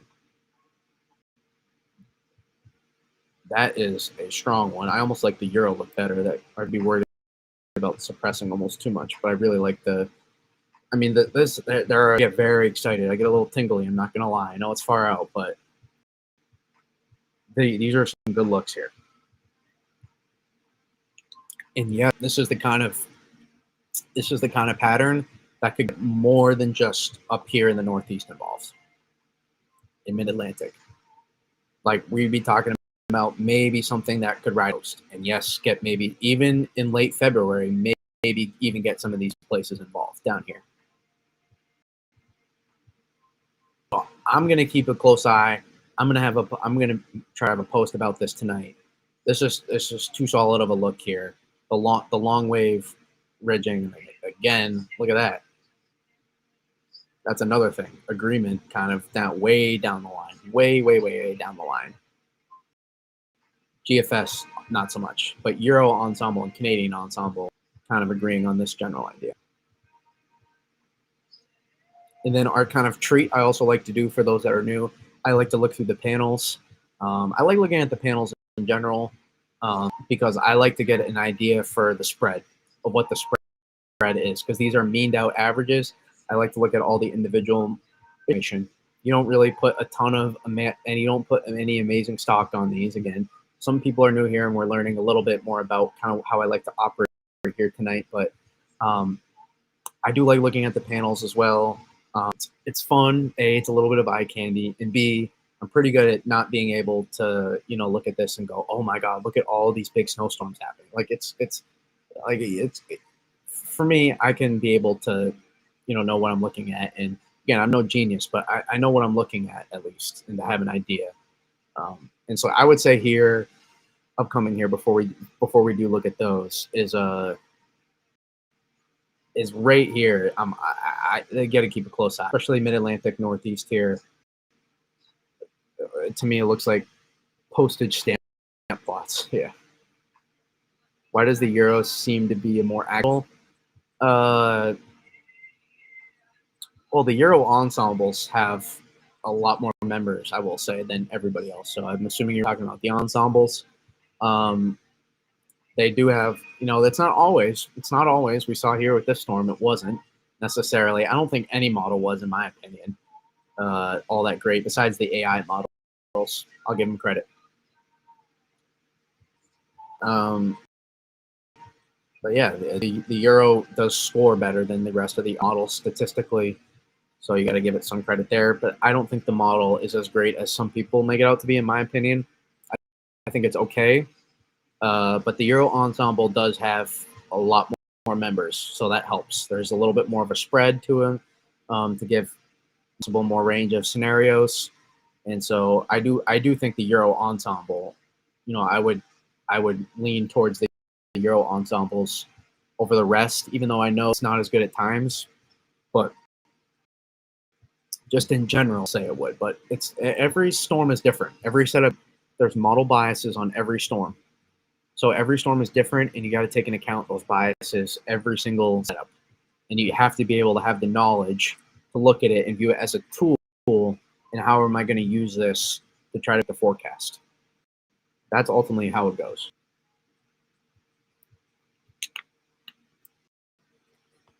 The past month or two, possibly over the course of the winter. I don't know about the. I don't know about the themselves specifically, but the Euro operational has scored better. I'm pretty sure. I'll have to check with a friend of mine. I would have to check again. The last I checked, I remember that was the case. So what's the takeaway here with the ensembles? This is what I'm watching right here, and I'd argue maybe polar vortex potentially stretching into the north here, and a lot of I had a not really a friend of mine, but someone who I've been friendly with X. Compare this a little bit to 2015, and not like verbatim, just like the general idea. And he took a lot of crap. I'm pretty sure. I didn't even want to look through those replies. Anytime you see a 90 like to 30 reply ratio, it's concerning. The takeaway: don't trust any models. That's the takeaway. The takeaway is the models are tools, and you got to be able to identify upcoming patterns, and you got to use the past information to allow you to forecast.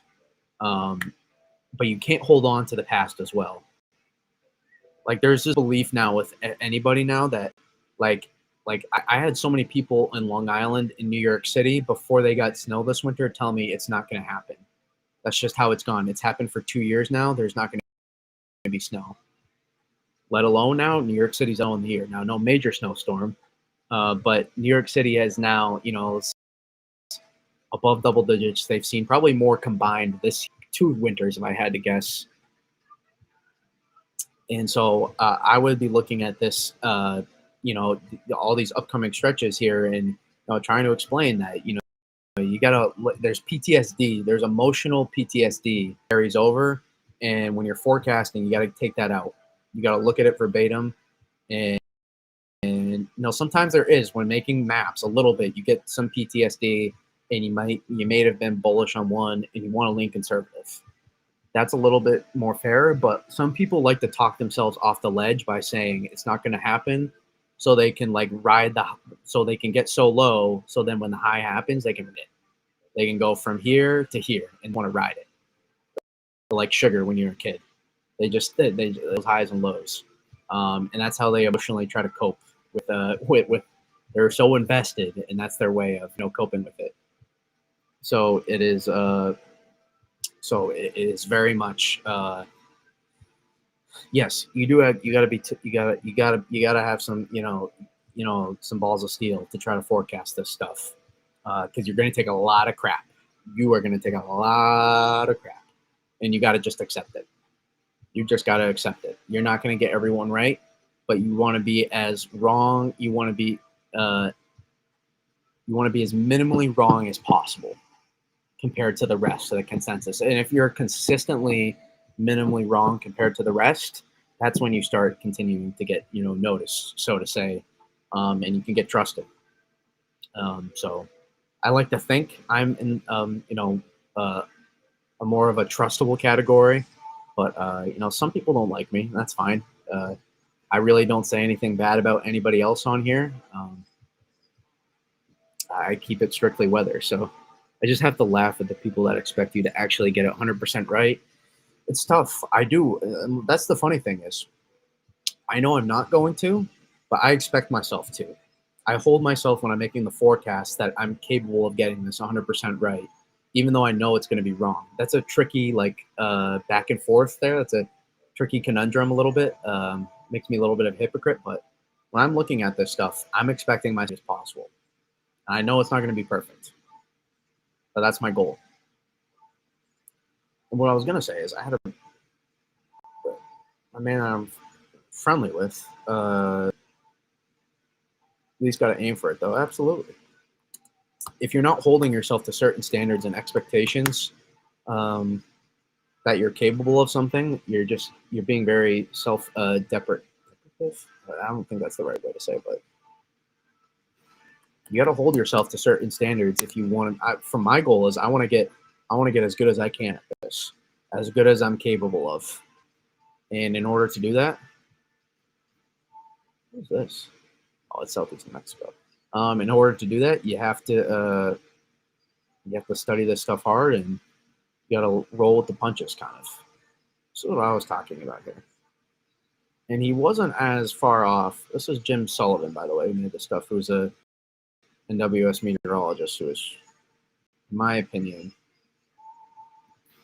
he's got some really good. He does this as much, I think, as now, but you can see some of the rough similarities here. It's not the same thing, but this was the blizzard of 2015. Now, there's no part of me that's saying the blizzard of 2015 is coming. There's not one part. People think I'm saying this, and they think I'm saying, oh my God, look, this is blizzard 2015. Look, very showing it might happen. That's not what I'm saying. I promise that's not what I'm saying. Could northern Baltimore, or sorry, I thought I said Berkshires. I saw a new comment on X. I do multi-stream to X, and you did post that link to chat. Yeah.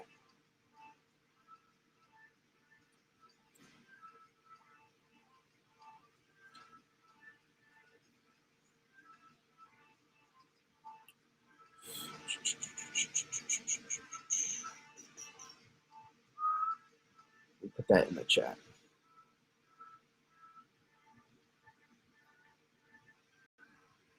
So it's going to be a conundrum here.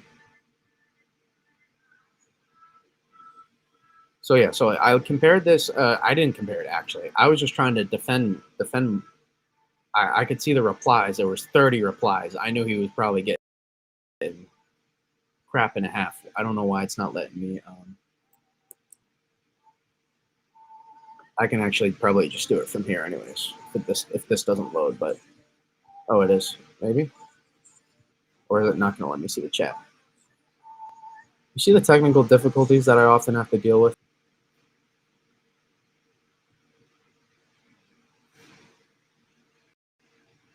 Here we go. There you go. So you can view that. That's in the chat now. So that is what I'm looking at currently. If you're curious, I'm looking at. And this was the blizzard of 2015.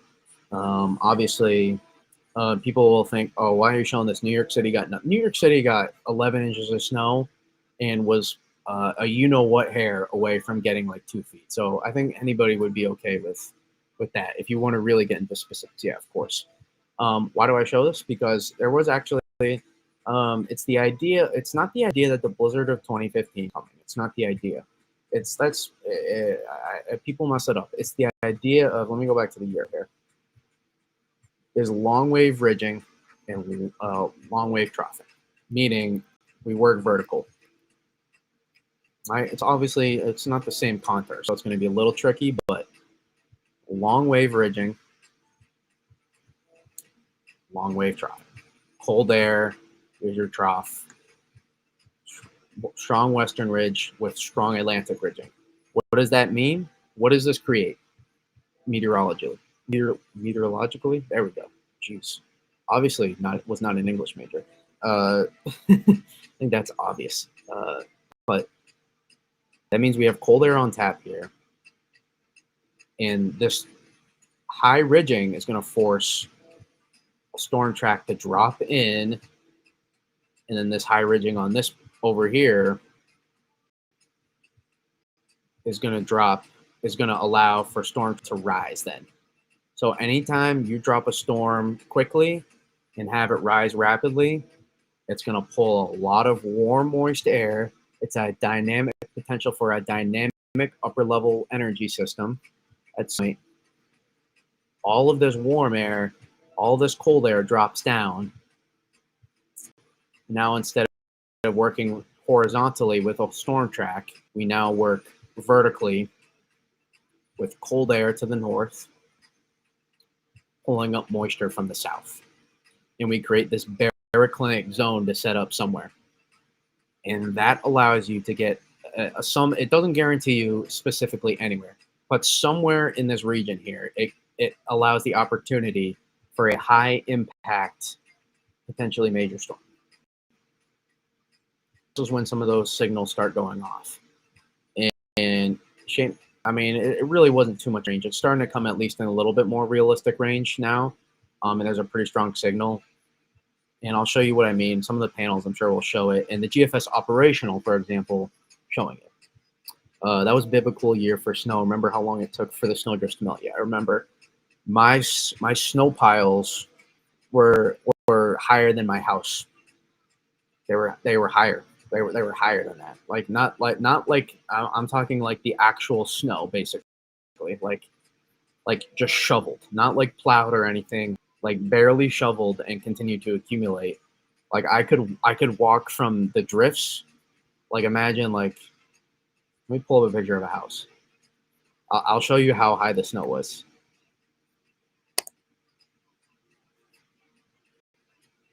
Is it going to show up this? No. Okay. Well, it's not this tall, but where I live.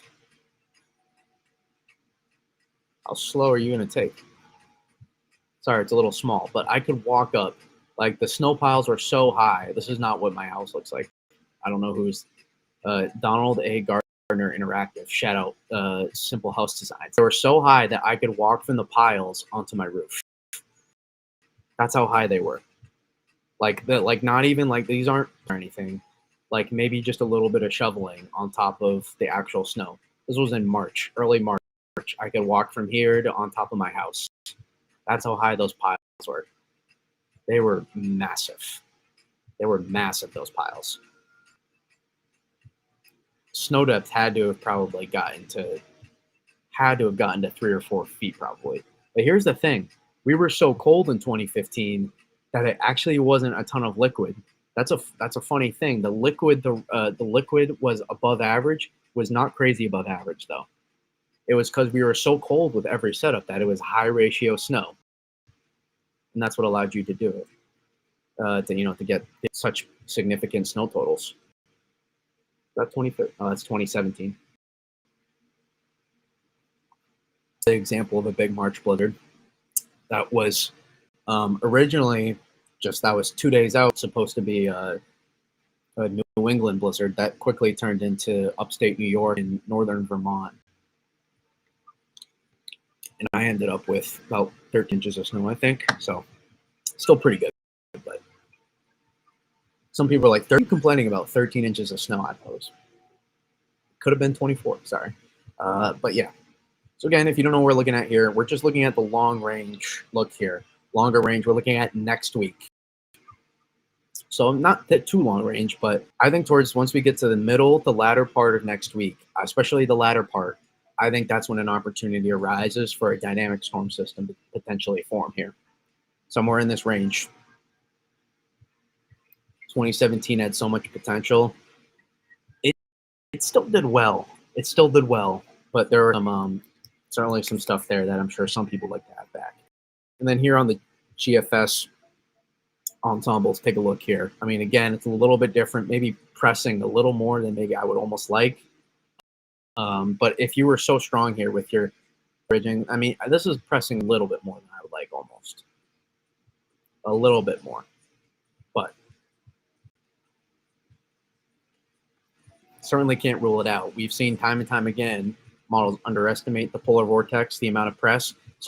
Here's what often happens: they overestimate in the long range, often overestimate, and then they underestimate in the medium range of setups. Probably is what they've done a lot. Not probably, they have. Can you check on the 850 millibar temp? That's actually a good point. Let's look at the thermal gradient. I like to look at the anomalies, to be honest. First, the anomaly, that's close.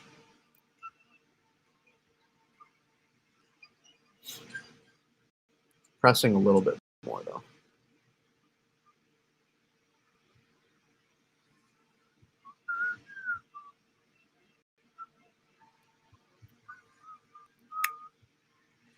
I love pulling up these anomaly maps too for forecasting storms, guys, as well, because I like demonstrating how cold air and warm air clash is the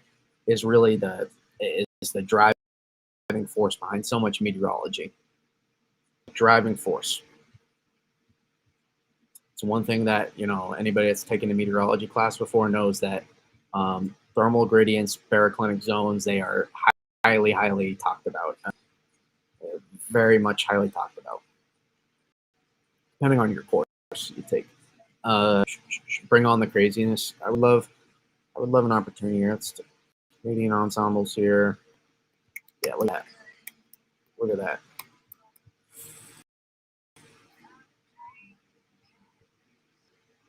Upper air, upper temperature.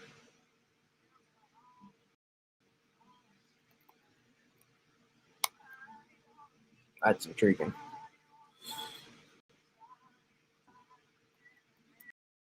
Intriguing. That's intriguing. Certainly. All right, now here's the fun part. This is where I like to look at the panels. Mainly they're kind of just fun to look at, but I do like to get a perspective. Like if there's a good amount like showing a hit, then it's like sometimes you keep an eye out. Let me look at the panels first. They don't really matter as much here, but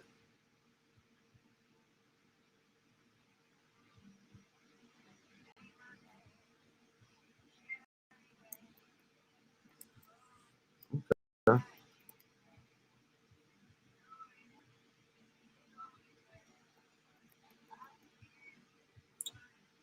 These are just what are these? What are we looking at here? These are just individual model ensemble member runs.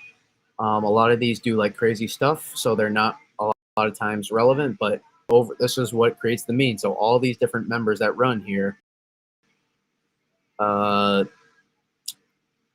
is all of these different models here, they create the mean. So all these here, those snowfall maps you see, it's all of these members combined, and it's the average of them. So sometimes they can be skewed, and they're not, those ensemble snow maps are not always a valuable tool. Yeah, I did post a few of those, back early on, just to say it's an easy tool for like 500 millibars to be like, hey, there's an opportunity for snowier than average February here.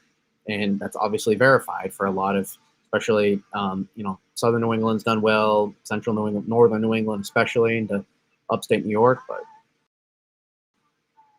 let me take a peek here. I got to zoom out one. Sorry.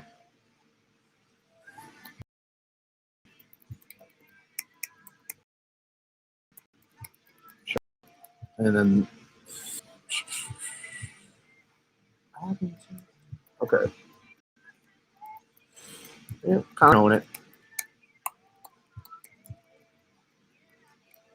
Matches with obviously the 500 millibar and 850 look we were looking at as well. I got too much warm area advection out ahead for next midweek storm.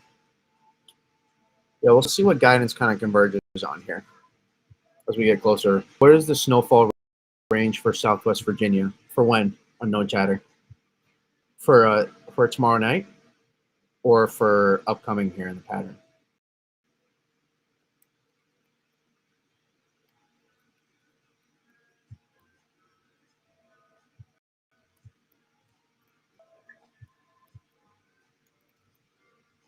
VFS has got it. But showing it, GFS, man, ensembles are active. A lot of spread, though. A lot of spread on these. Yeah, tomorrow night. Where in Southwest Virginia? Unknown chatter. I should have added that too before you typed in another chat. But Virginia's, even Southwest Virginia is a pretty big state. So I gotta like the timestamp. There we go. Oh, there you go. Give me number 8, please. I'll take it. Number 8 with a fry. They don't have that at McDonald's, do they? All right, we keep those.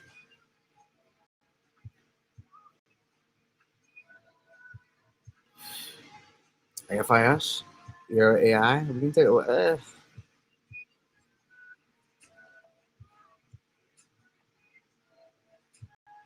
I haven't done it yet. Supposed to become operational here like sooner than average. So, I'll take a look at.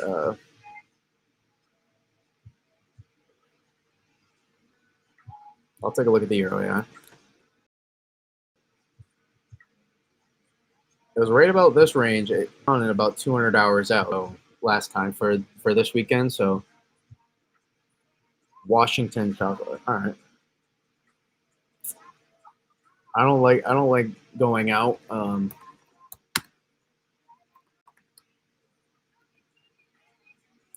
don't like typically doing this because then it becomes a feeding frenzy. But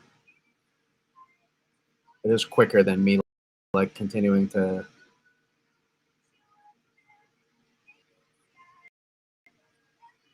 I don't know. Is that the wrong Washington, Virginia, or Washington County? There we go.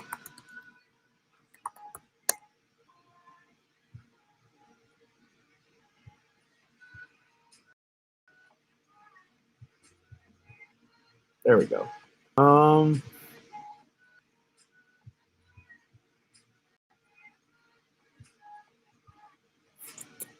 I want to give you a range because I'm not going to lie, this is a little out of my expertise, and I don't want to give you something crazy, but based on the overall setup, I'll say like a floor of coating to 2 inches, and like a boom, maybe more like a higher scenario of like 2 to 5 inches in this region.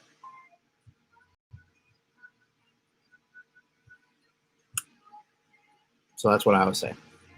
I don't want to give you an exact number.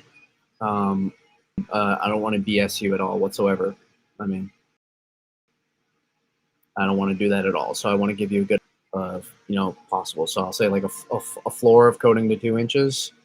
And then certainly I think you get 2 to 5. And more. I think it would be pretty hard for you to see more than 6 inches out of this. So hopefully that helps give you a good idea. So yeah, again, if you still have questions, don't worry. We're going through some long range stuff here because if it wasn't interesting, then we wouldn't be talking about it. It's interesting, or we're going to talk about it. But we're going to look at the Euro AI here for long range too. If you have questions, like I said, keep and for tomorrow, for whatever, keep throwing them in. I love interacting with you guys. So whatever questions you have, throw them in there. Let's take a look here.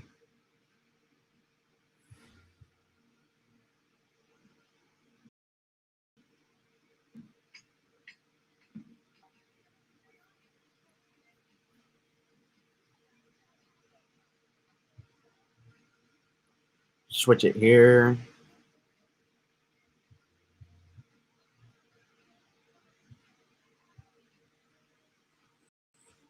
North America.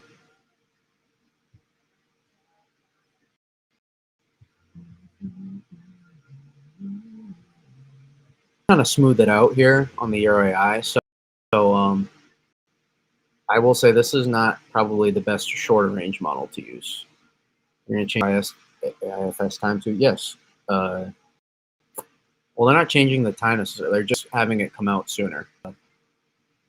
See, I don't know how that compares to a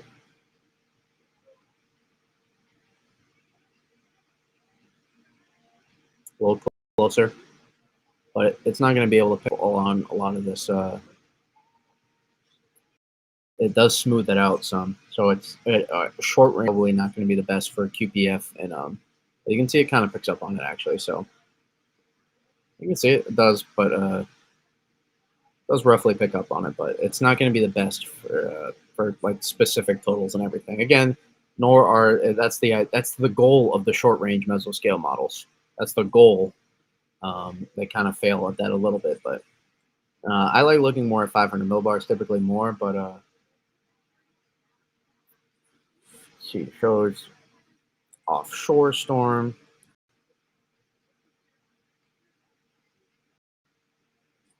And this is where the range where we start looking at things. And then it shows, that looks more like rain than snow to be honest, but it does show a significant storm. But I mean, your AI is not going to look into this far. Once it starts getting more like 5 days, it's done pretty well. So I don't know. I would like at 850.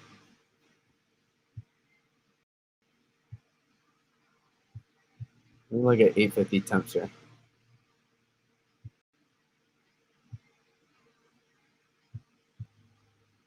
Let's see. Yeah, again, if we keep having questions here, throw them in. No problem with answering them for tomorrow night. Upcoming here, range, whatever we got. AFIS. I just want 850 temps. I don't want the rest.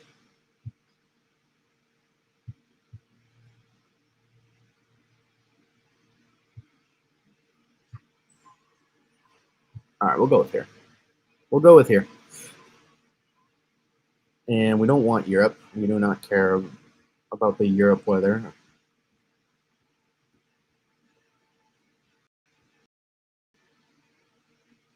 We care about I really want to see what it's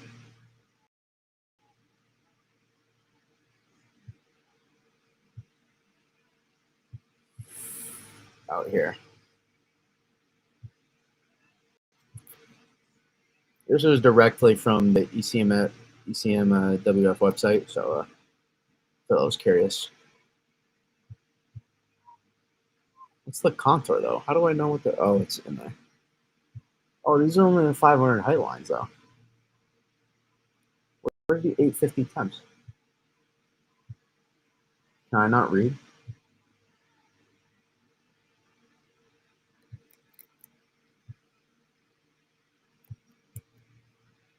Maybe I can't.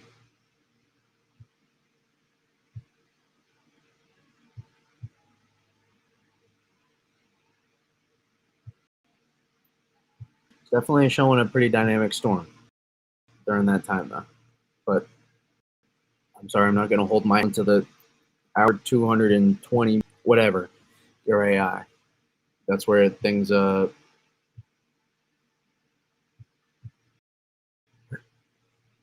I know, I can see it in the shape. I don't have the guide here. Unless I just can't. Oh, wait a second. Okay. It's just really small. Okay, I can see it. It's just very small. That to me looks like more rain than snow. So, but it's I'm not gonna hold my hat onto hour 2 whatever your AI. I don't really care too much. On the overall idea, it might be. Hey, you never. Your AI way far out could be. Sometimes it locks on to stuff way far out, but it's not a. Just like any operational model, it's not gonna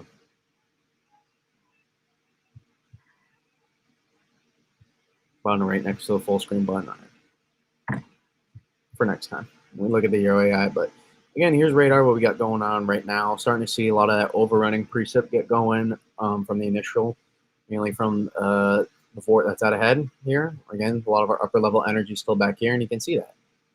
And it's producing some light, even moderate snow back into the plains. And then you can see this is our main batch here. So I want to see how much can we start. Well, pretty solid here on pretty solid on radar, but again, we're not going to see some last second. If you were wondering, sorry, no last second change here. Too fast, too progressive. Upper level energy, not wrapping in here. So no crazy fun, but there's certainly going to be some surprises. I think with this question is how negative and how positive will these be?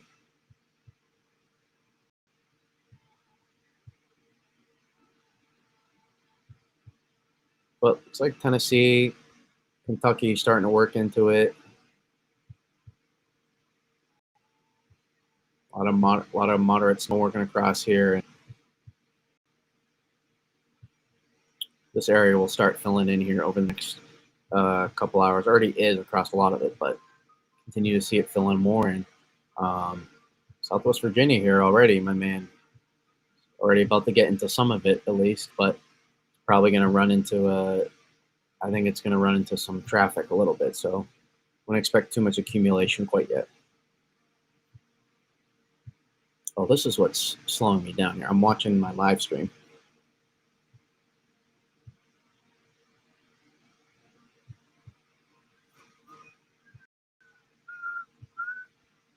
Using a lot of battery trying to keep me going here. Okay.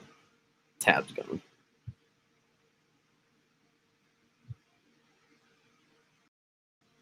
Yeah, so that was kind of a look. I'm intrigued to say the least. Coming up here in the long range as well. So can't we can you pull up some of the SREF plumes for select locations? Yeah, we're gonna look at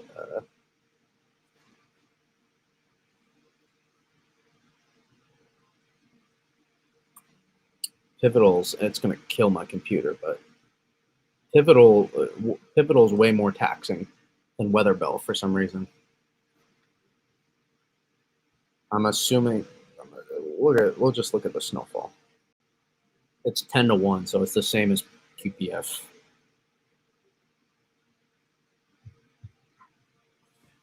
SREF.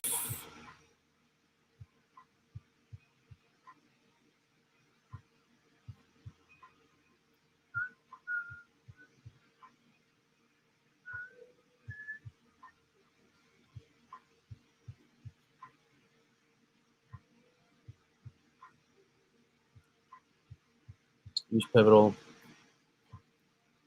It comes out earlier on pivotal, the refs do, so.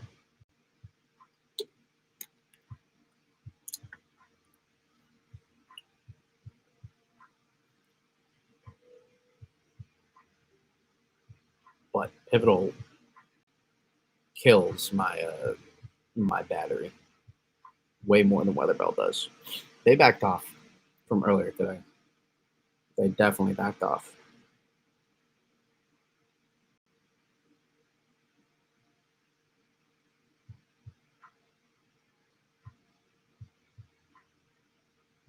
Which is good. We want more consensus. So if we didn't have that, that'd be not as good. So a little bit, we want more consensus. That's the idea here, right? Still, I like that. Certainly still like this area here for the most snow. I'd say getting back into here.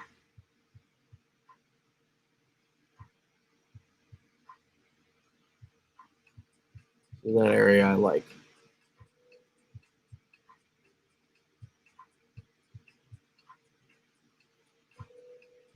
So I don't know how that compares to last run. Probably less if I had to guess. Maybe not. I don't know. Probably less.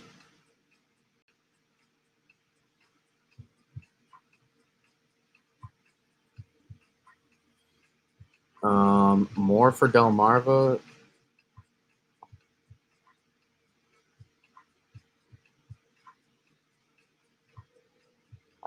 What? I can't tell. Hold on. It's about the same.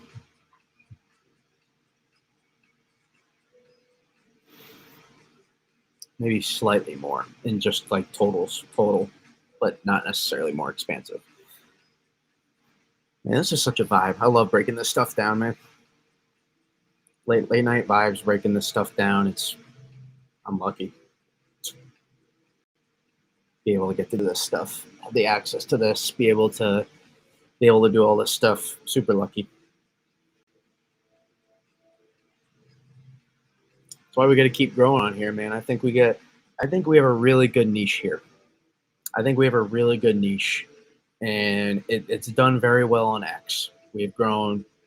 My plan on X, I honestly, some people think like at times I post stuff for clicks. I have no interest in that. For my folks that watch on X, I have no interest in that stuff. I get paid $0.00 on X for every single post that I make. I get no enjoyment out of getting a lot of likes. I get no enjoyment out of a lot of retweets. I get none of that. You know what I get enjoyment out is interacting with you guys and answering questions. That's what I do. Being able to try to explain my thoughts. I love breaking this down. It's as simple as me seeing a thought and being like, I think that's interesting, or it's just simply like, that's really it. And I'm going to break it down. That's really all it is. Some people make it out more than it is to be. It's not. It's nothing special. There's no special process on X for posting. It's literally thoughts off the dome. There's nothing too special. Well, I appreciate that, winter weather Grinch. And for the silent people still watching, we have a lot of people still tuning in here on YouTube, which is fantastic. And again, we want to continue to grow though on YouTube because I think. I see. Look, I'm not as good at Gerald at saying this, but make sure you hit the like if you haven't already on YouTube. That helps. If you want to know how you can help me, that's really that's the biggest way you can really. Hit the like, helps get more people watching, and it would be nice. I'm pretty close. It's right now. It's watch hours is what needs to go up. So the more people that we can get, to watch on YouTube, that's where I can actually have a chance. I'm sorry, I've done corporate X. I'm sorry. I have some, but I have a chance to be able to make some money off of this. So that's not going to change anything. We don't need to clickbait or anything. Obviously, we just go to Photoshop and I try to I gotta put something enticing on YouTube, but I gotta put something on YouTube. To the general viewers. I know here's why here's why I even do like something enticing and not just like nothing. And here's why I do on YouTube is because I'm trying to grab on to now all those people like that are like almost in I don't before they can get entrapped by direct weather. I'm sorry, I don't have a problem with calling out how he does this stuff. Like I don't want to. I don't want people to get caught into that. There's so many people on YouTube that put like put snowfall maps for like the entire country, and people don't know any better, like I said, but to expect, oh, he put 12 to 18 inches right here for me, that's what I'm gonna get. And people don't know any better. Like it's just like these general breakdowns, and then like people are making plans based off this stuff, and it's just like it's irritating. It's irritating for some of these people that just don't know any better. Um, so, but again, I don't even go that crazy with my titles. How much snow?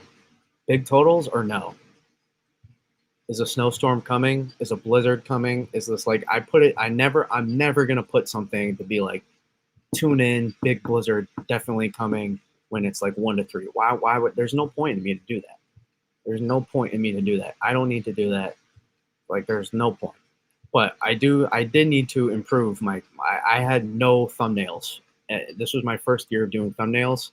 I have had no thumbnails prior. So I was like, so not even enticing. I had nothing. So I was like, I need to make a thumbnail now for these videos. If you want to try to expand on YouTube, and it definitely helped a lot. I just Photoshop is enticing. The videos where you have someone narrate over a single model P-type map bothers me to no end. Yeah, it's just I think this is so fascinating, and I know there's so many people out there that are fascinated by this stuff, and I think I can create enough of a bridge between the simple person that doesn't necessarily care too much about all the in-depth meteorology, but is fascinated a little bit, and how you can kind of get reliable information on the general idea of what to happen. And my goal is, and especially a lot of younger people too that are fascinated by the meteorology, is a lot of people eventually kind of fade out, like the direct weather phase and all that stuff. But my goal is to try to be able to have you fascinated by this stuff, the meteorology, how to actually understand a lot of this upper level stuff. And luckily there were sources out there like Bernie's a great example of explaining the upper levels of meteorology, and he captures a lot of people's thoughts. The snow maps, whatever.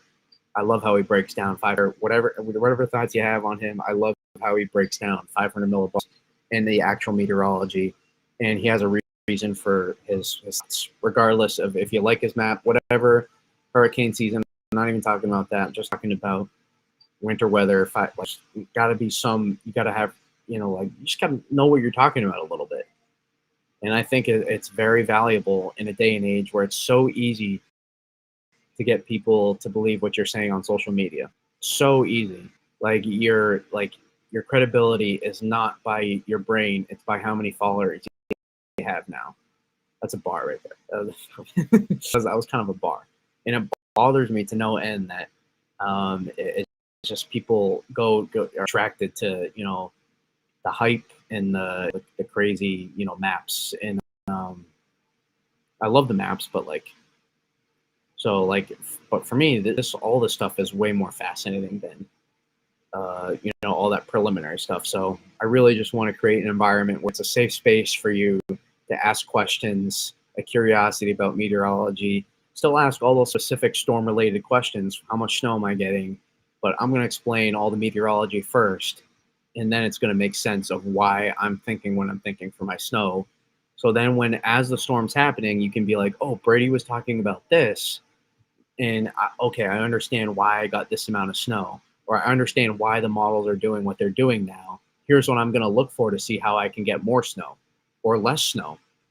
Potentially, if you really don't want snow, I guess you could use it that way as well. Just view the opposite of a lot of stuff I say. So that's kind of the goal, and it's always kind of through a lens too of I love snow. So we're going to focus on when can we get snow? When can we get an interesting storm? that's the lens we like to take on here, because my goal is not to attract the people that that want the weather forecast. My people is to attract the people that want the weather forecast but love the weather and are fascinated by the meteorology. And I want to attract that people. I have a specific niche of what I'm doing here, and that is the people I want to attract. So there's some personal information, some insight onto, kind of my why and what I'm doing things in. Uh, it's very important to me, a lot of this stuff. I'm on the younger side, but I'm so heavily invested and interested in all this intricate details of weather. I maintain that there is a responsible way to enjoy the more outlandish model runs without putting it on full blast and spreading it across the social media landscape. Yeah, I'll do it. I'll do it. I like doing it. Man, I like to put like a meme or something next to it. I'll usually have some fun with it. Um, just because people are talking about it, and you just typically you're just gonna get questions naturally. So, and also it's kind of fun sometimes too. But it takes 2 seconds to scroll through my page and figure out what we're actually expecting for every one joke out of like 10 or whatever. So I try to make it pretty clear. So like having some fun with some of that stuff. But yeah, so there's some personal, for those that are more interested in the personal side of me, that is a lot of reason why I like doing this. Really 2015, was really the big winter for me that inspired a lot of stuff. I mean, I was a kid. I was always like I was kind of fascinated, but I knew nothing. I was like really just I liked the snow because I got snow days. That was really it. And I was like, I kind of like the snow. And then I was like, now I'm gonna measure how much snow we get, and I'm gonna and then it was like, I think I want to meet that I want to meet the news people. And then it eventually was like, I think I'm gonna make videos. And I was like, you know what? And then it was like, I think I'm gonna get X or Twitter. It was at the time. Like, you know what? I'm interested in this. I'm gonna start learning about it, and I'm gonna start putting my thoughts out there. And sure enough, eventually and I was like, all right, I guess I'll start live streaming. And then sure enough, it just kept going, and now we have this whole thing here that we've created. So it's really kind of exploded this year in the last couple of years. So it's been awesome, this kind of ride here we've been doing. Very, very, very fun times here. Let's take a look. Let's take a look what the HRR did. I know it's the HRR in the long range. Believe me, I don't think this is the greatest model, but I still like monitoring. I don't think, for me, more models isn't more hurtful information. I tune out all the hype and dramatization. Yeah, I do a decent job of that. Mainly comes into me more.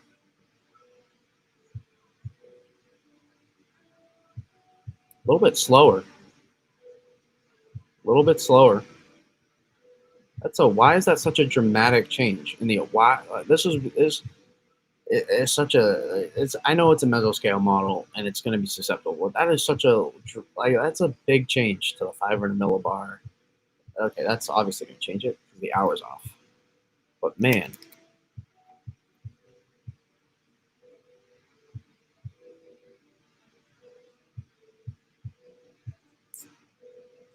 it's 24 hours.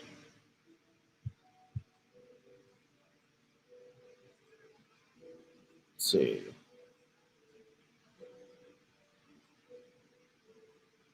I will say it doesn't wrap though as much, so it's delayed. It is slower, but it does not wrap as soon. And maybe since it's slower, it takes a little bit more time. So I am curious though. I like just looking at all these stuff. I really don't. I don't put any. I put very very little stock into long range HRR. I know some people like to. I put very very little. Um, Within 12 hours, I'll start putting more into it, and then really the day of. Really, you got to get until the day of the storm. So don't put too much stock in the cams when forecasting. They're just harmonized, typical outside of the lake effect. The thing is, though, is the soundings you can get on these models I'll use. So I'll use the HRR soundings, and I'll use the NAM soundings. I don't like taking the global models.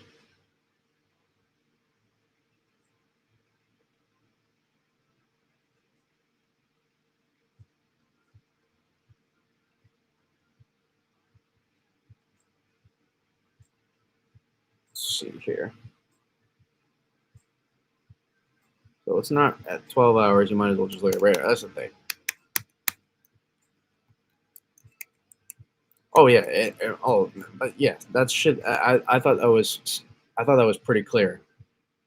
The buff kit. What is the buff kit? Are you making me say something that? All right. All right. If you just set me up there, I'm not going to be happy. That sounds like something where I just got set up. All right. This is almost wrapped up here. So, in terms of my Mac battery, but so if I do die randomly, it's because the Mac died. So I stream off my Mac. But I do like theoretically, I was thinking. So I think it'll be better in New England. Oh, for real-time analysis?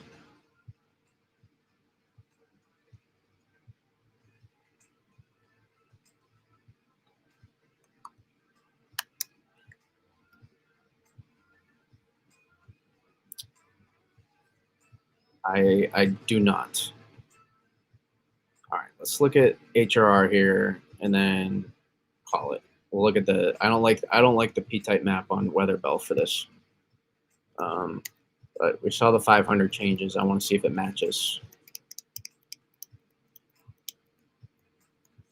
Let's slow it down a little bit more. No, for forecast models, really? Yeah, it does slow it down more, just like I was talking about. See how we're slower at 500? It translates to the surface. That's what I like using. So yeah. So that's the general idea. I appreciate all. Listen, I can't guarantee. Well, there's a good shot we go live. Also has vertical cross section time series analysis. I don't look at as many vertical cross sections. I like pinpointing typically more. I typically like just pinpointing specific soundings. I take so many that I almost take a cross section by doing that. But it's not the same, obviously. Indispensable forecasting tool. All right. I'll look into using it more, but I'm always open to getting better, so I'll take a look. But overall, I think we'll live stream tomorrow night. If not, we do so anytime when there's storms happening or there's something active. If I don't, almost most nights, unless I'm extremely busy, I will put out a YouTube premiere as well. They're often later after the OZ model runs, and I will allows people to chat still with me that have questions, and we can kind of interact still that way. So I'll put out a regular video, record it, and then you can come in, watch it, and we can chat still that way. Or I live stream still. So, and we'll do these live streams always.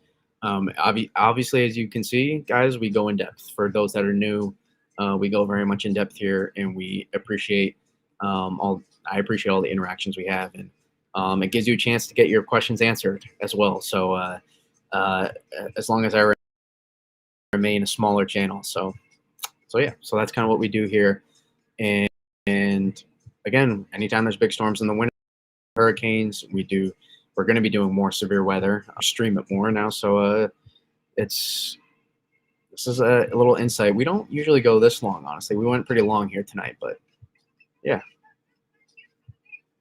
I appreciate it. I appreciate Winter Weather Gritch. It's good talking with you and everybody else too.